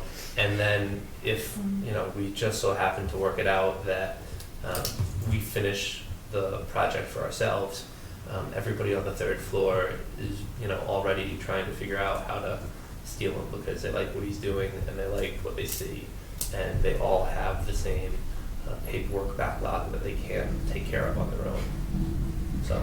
So I guess I would take the opposite tack. So based on the fact that you might lose him next year no matter what, Right. if we were to hire him for the additional hours, I'd want to see it wrapped up by December. So that if he re-upped, and I assume he has no reason not to re-up, No, right? he's doing great. He seems to like it. Right, no. So then he could do that for other boards. So Right. we wouldn't be in competition for him come January 1st. Right. So my feeling would be, if we were going to give him 100 hours, I'd want the commitment that he could finish it by the end of the year. Yeah, I think that'd be fair, and I think that I think that's a reasonable thing to ask for. I think it would fit. Well, you figure that's August, September, October, November, December. If you knock off some of that and you just say that's 4 months is 16 weeks, right? That's pretty much 6 hours a week. Yeah. So if he can do 6 hours a week, he's done by the middle of December. That doesn't even count July. So he might actually get done the beginning of December. And then that gives him, you know, a month for holidays or time out for vacations, et cetera, so that on January 1st he signs up for something else and they snag him for a different department and we're not left holding the bag with 20 hours of work left. Right. That sounds brilliant. So I want to see if he was amenable to that. He is amenable to whatever you're amenable to. He is happy to keep working. He likes the project. He sees purpose and value, and he just needs an excuse to keep coming in. You know, he's not going to work for free, and he's not going to, you know, work for promises. No, I don't blame him for that. So, end in December, need to know how to pay him. Consulting fee. Yeah. So yeah, I'll ask around Well, downstairs. that's an even, Is that a harder thing to do? you know what, I don't even want to speculate. It doesn't matter. They're gonna tell us how they can pay him or how they can't, Just- and you can't be happy or disappointed if they come back to us and say, oh, you can't even do that unless we put it out or whatever. Yeah. Who knows what comes Yeah. out of it. Well, and the other thing too is that, assuming I haven't missed anything in any of the fine print, you guys have sole discretion over that funding pot, so you don't have to wait for the selectmen, and you don't have to wait for Robert to approve Yeah. what you're doing. You just have to do it right. And I have to ask Robert that as well, because as far as I know, that's our money, but we are a volunteer board that is serving at the pleasure of the Board of Selectmen, and that means that, Right, and that's why I printed those out for you, both so that you can see the state guidance as well as the Sure. finer interpretation. and we may have to go to the Board of Selectmen to explain to them the state's guidance. So this all has to go back to Robert to figure out what we can and cannot do. Related to that, Robert did send us an email through Mhm. Mr. Town Accounts about what would be in terms of the cost of expanding Brian's job to 40 hours. That's great. Did these all come out? Like, I think I replied to an email on like Saturday or Sunday or Monday or something. Everything come out after that? Yeah, probably. More or less, yeah. I might have Because that. I don't come until Tuesday, so you don't start getting emails until Tuesday. Yeah, and the short answer there is that the town would need to come up with $35K to put Tukis in that chair for, you know, the 40 odd hours.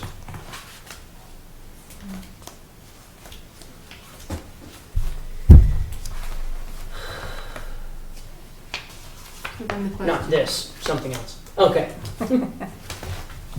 No, there's a bunch of material going to Maine tomorrow morning, and somebody made a huge mistake. Fun. Yeah, it would be, and the intriguing thing that I saw in that spreadsheet was that it would cost 60 grand to pay the role for 40 hours a week for the year. But there is also an assumption that $8,000 of that work actually wouldn't be done, because that's vacation time, sick time, bereavement time. If you were to use all of your allowable leave in a year, you'd actually only be doing, you know, $52,000 worth of work as opposed to $60,000 worth of work, which was very intriguing to see mathematically. Getting too complicated. I know. Yeah. Whoa. Complicated. Hold on a second.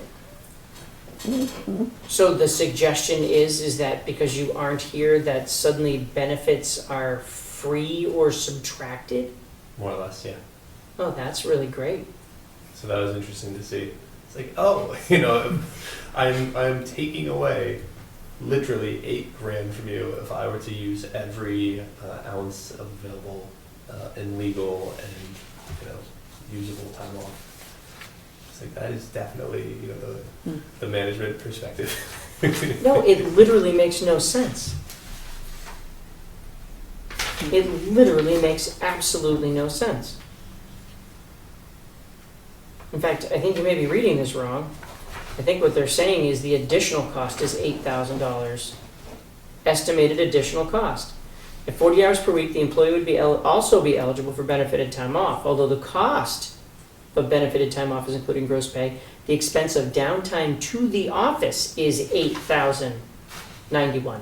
They're saying is you're actually more than 60. Oh, so So you're if it's 60, valuing the whole thing at 60. They're saying that because you actually took your vacation, holiday, personal time, sick time, and bereavement time, your 68,000 is the actual cost to the town to have you 40 hours a week. This is the why it's worse column. Anyway, I found that to be entertaining math.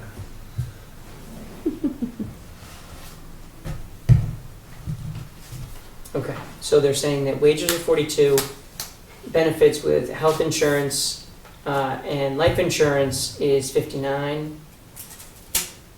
Estimated cost at 19 hours per week is 24, so the estimated additional cost for the two is $35,179 over what we have for our present budgeted line item today. Yeah. Since sort of tangential, I was going to mention this later, but this might be a good point.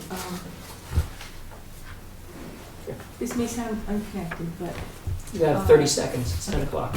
Pond and Dam Committee, Chuck Miller was going to be looking into how to get money to treat ponds. Actually, Sandy Pond is getting really weedy on the bottom on my end. Really? We're gonna eventually hear from more residents, I think, on that. Is the DPW doing the water testing? They are, There. yeah. And, but in any case, I thought at some point when we have more time, is getting Chuck in the Pond and Dam Committee in, because it seems like we have to start the ball moving in terms of talking now, to talk to the Board of Selectmen. I'm willing to start pushing him on that, about, funding some of the things from our study. And it occurs to me, we also could use a little bit of a rationale that implementing that and sort of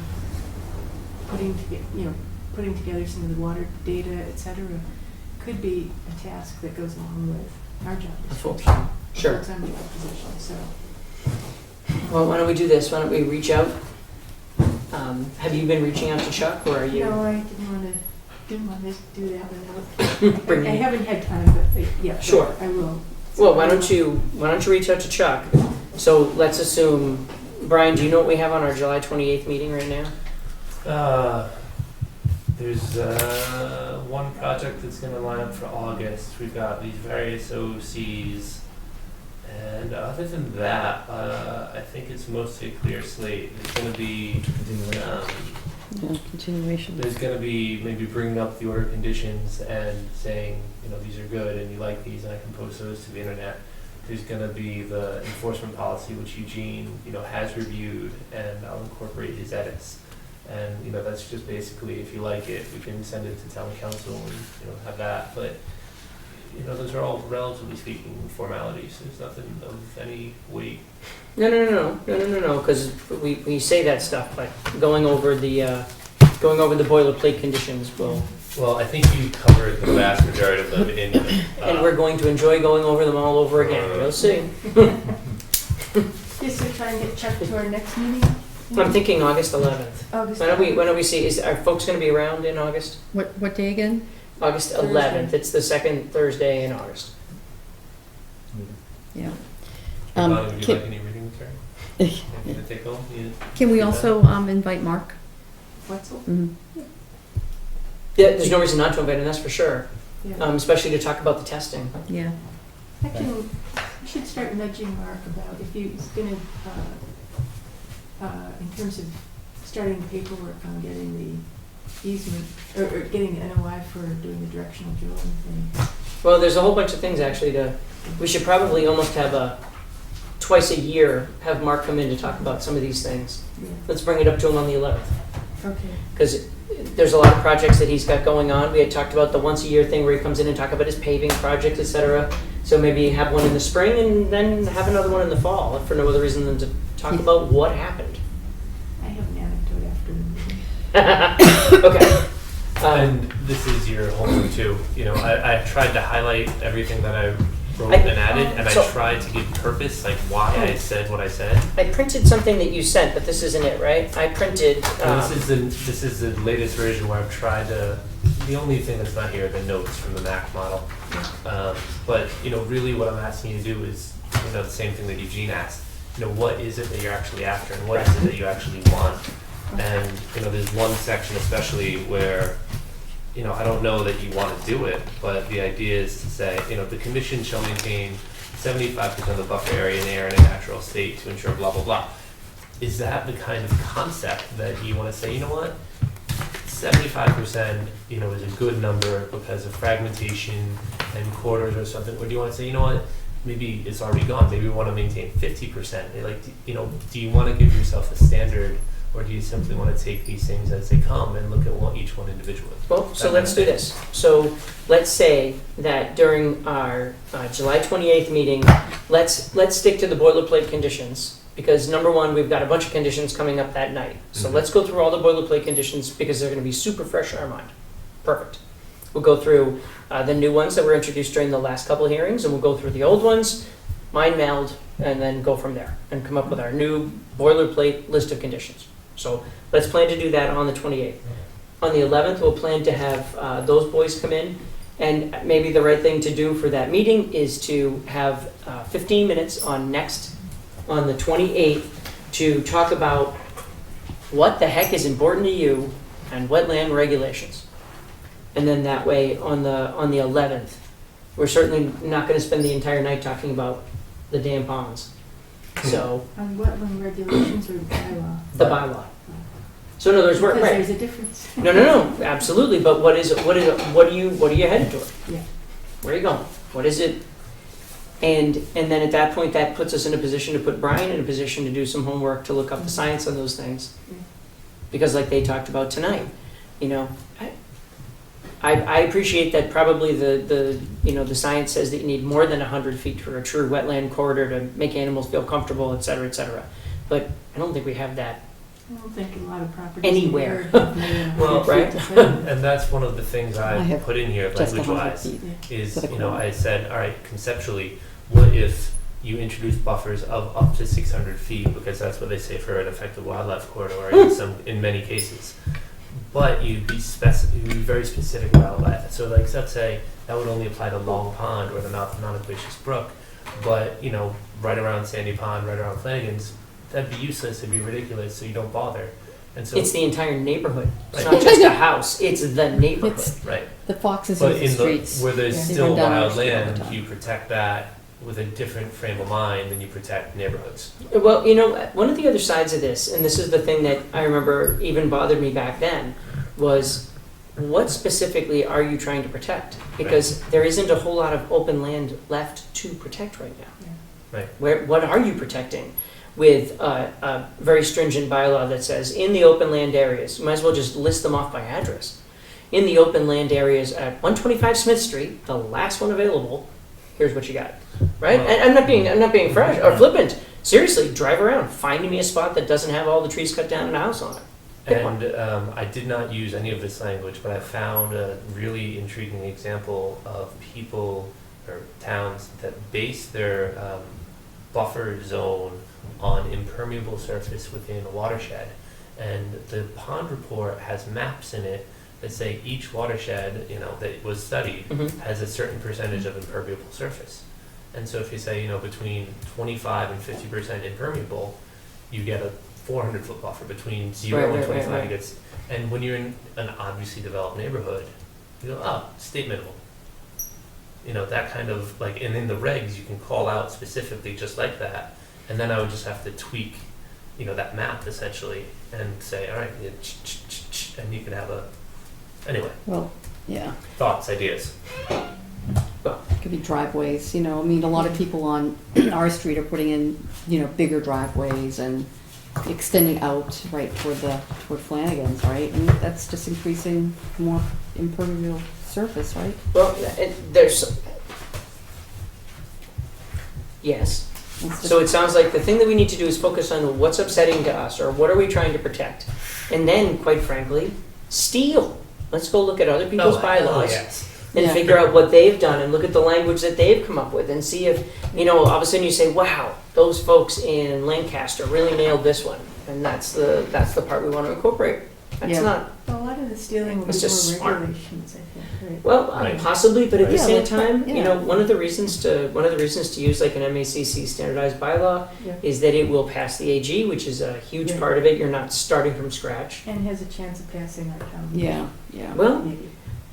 something for a discussion on another night, but I really truly believe that you've got to get, just like the folks from Flanagan's Pond showed up to vote for weed control in Flanagan's Pond, it'd be kind of nice if the folks in Flanagan's Pond showed up to vote for a bylaw that protected Flanagan's Pond as well. Yeah. Our first Seems town pretty meeting- helpful Yeah. to them. Our Yeah. first town meeting was the one on the 2005 bylaw, which was why I went. And I have to say, Patrick was not the best person to present it because he did it very long, laboriously presented.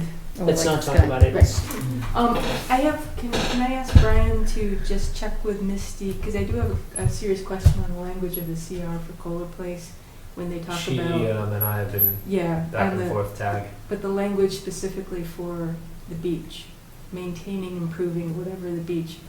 how does that apply when you have a shoreline that does not have a beach? Yeah, where did that come from? Well, Where did it that's even their come from? wishful thinking. It's standard. Hmm? Yeah. Yeah, it's a standard, I mean, that's what everybody put on theirs, but in this particular case, there is no beach. It would Yeah. have to Well, be so does the language say establishing the beach, or does it say maintaining It the says beach? maintaining and Oh, well, there is no beach. Improving. So that's the thing that I think we need to get some clarification, because AJ, I think, thinks, he was using the language that Ed Cornelier put, and it's like, we need to have a clear, it needs to be clearly clarified. So, Can he do a beach or can he not do a beach? so let's start with the fact that right now, we're still waiting for any kind of plan from him so that we can go see it, so we can go walk Right. down to it, so we can figure out if he could or could not Except do a that this beach. is the language in the CR and also the other thing. I agree with this, that seems belt and suspenders, so we can say that he can maintain his beach. But if we go there and there's no place to put a beach, I have no problem telling him that he can't put a beach there, and that's just Well, what it there's is. also conflicting language, with respect to the conservation restriction, is that you can't tear anything apart down there. You can't dig anything out. You can't remove anything. Well, and right? that's why I'm saying. And that's I'm pretty strong language. I'm not certain I'm not certain he's in the position to establish a But I would beach. also just want to get feedback from Misty and Natural Hair, just to see. If it makes you happy, we can do it. The point is that no matter what she says, it's going to depend on our sidewalk. Right. Okay. Okay, and I just have one other real quickie, which is somebody told me, somewhere between the Dolan's property and I think Phyllis Bastilio's lighthouse, that somebody a few years ago put in a little pipe that's discharging water directly into the pond. I'm sure it is. Okay, I did kayak by there the other day and I could not see it. Okay. Is that a rumor that maybe we wanna run past Mark? Well, let's look in the fall, because undoubtedly if it's You can't see now, and there's no way to actually get there other than through the water to see something, because otherwise it would be on private property.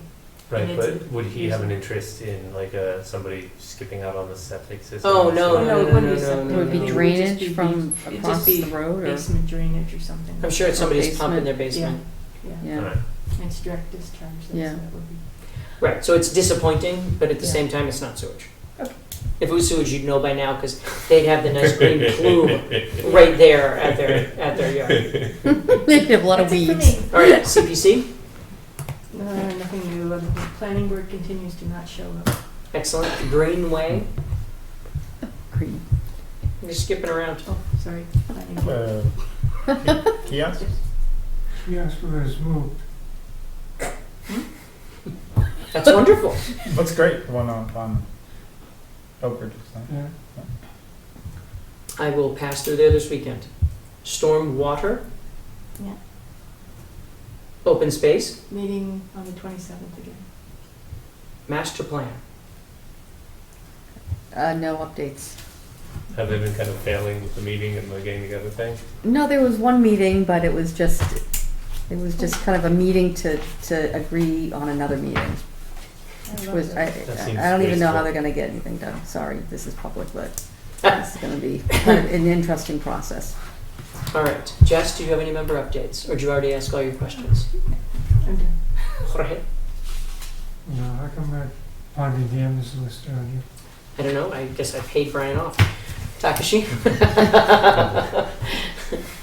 Fine. So Robert contacted me via email. So he Robert, Robert, the town administrator? no, sorry. Scout. Last name, Hood. the son, Hood. Thank you. Hood. Oh, the bridge. The bridge, The scout the bridge. scout. The Oh, scout. yeah, The scout. wasn't that supposed to be on here? He was, but he's on vacation. So Ah. unfortunately, he couldn't make it. But he would like to get more information regarding, the length of the bridge. And so I guess my question to us is, do we decide that, or should he be deciding that? I think it's kind of a combination discussion. Yeah. Well, in that, so I don't know that, I think we can work with him regarding what the parameters of the stream are, Yep. which is, and I'm sure Takashi is thinking right here. If the stream is 10 feet wide, then the bridge needs to be bigger than 10 feet wide. Right. But how? 12. 12. I think what my recommendation would be actually is that he really needs to get that from the engineer. That's right. Yeah, that's what I thought. Because, so here's the whole thing. the span of the bridge and the length of the bridge are two totally different things. Right. And I honestly don't know what the safe limit is. Also,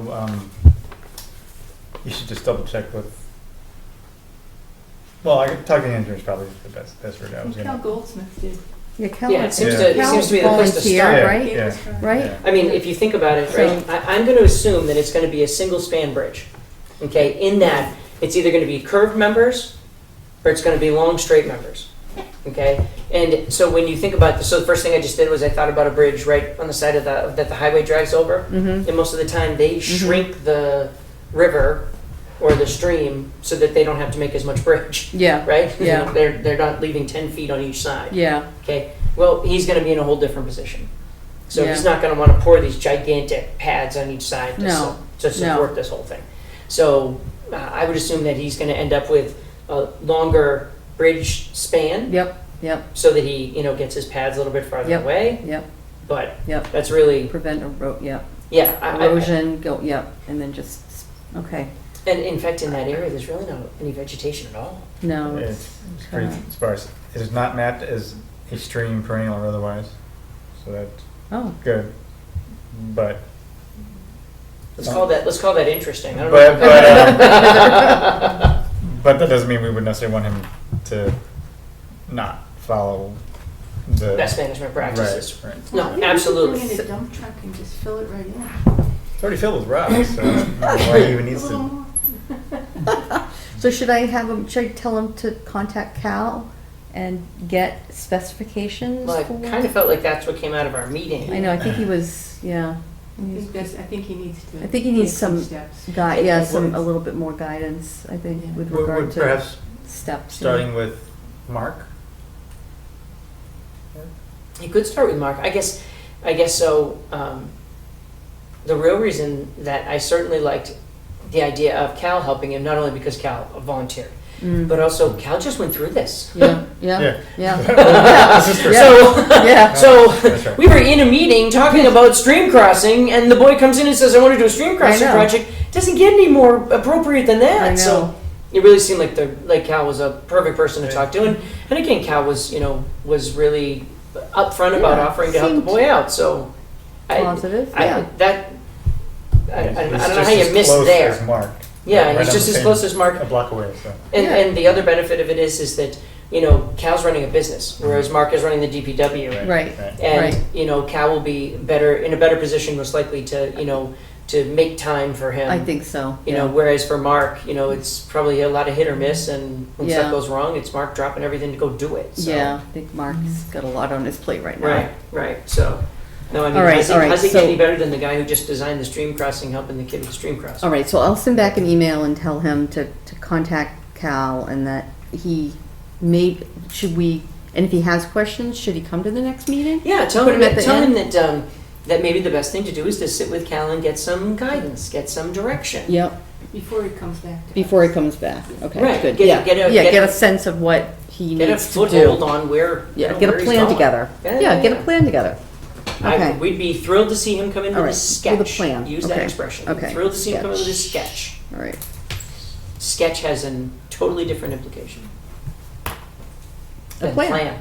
I know, plan is sort of more concrete and, yes, Plan is set, Set. and a sketch Sketch. is this is what we talked about. can change, like. Right. could Great. be We love modified. it. So well, why have him drop a plan? Then he comes in here, and then for all we know, we're like, oh no, you're not doing that. Right, right. I'm in the sketch. Right. Okay, all right. Sketch and parameters. All right, parameters. Tell that boy he has to look up parameters on his own. Okay, we covered everybody. Did you have any more information? So No. I saw you gave her the Taking Nature Home Yeah, I one, think- which is the one I would take. No, I think you should take this one. Because your work schedule, those are tidbit sized. Ooh, photographic field guide and month-to-month journey. And Jess, I think you should Cool. take these and play with them because they're very pond and still water. And my favorite, loons. I mean, you guys just bought these. You should put them to immediate I saw a use, right? loon last weekend. On the pond? No, it was up in New Hampshire on the pond that has I have a friend who basically goes around and talks to everyone. Yeah, Nice. it was two. It's really cool. We were, I Really can't tell you how cool. many times we've been out kayaking, and all of a sudden, 20 feet away from you, the loon comes up, and you're like, that is a serious beak. Yeah. This is not a beat to mess with. Yeah. Okay, so, Sorry, I you told guys, you I didn't, you don't strike me instinctively as, you know. I told you I didn't want to go past 10, George. All right. I don't need any more. Yeah, you Until probably they are. don't. Motion to adjourn? Second. Any further discussion? We've covered everything? All in favor say aye. Aye.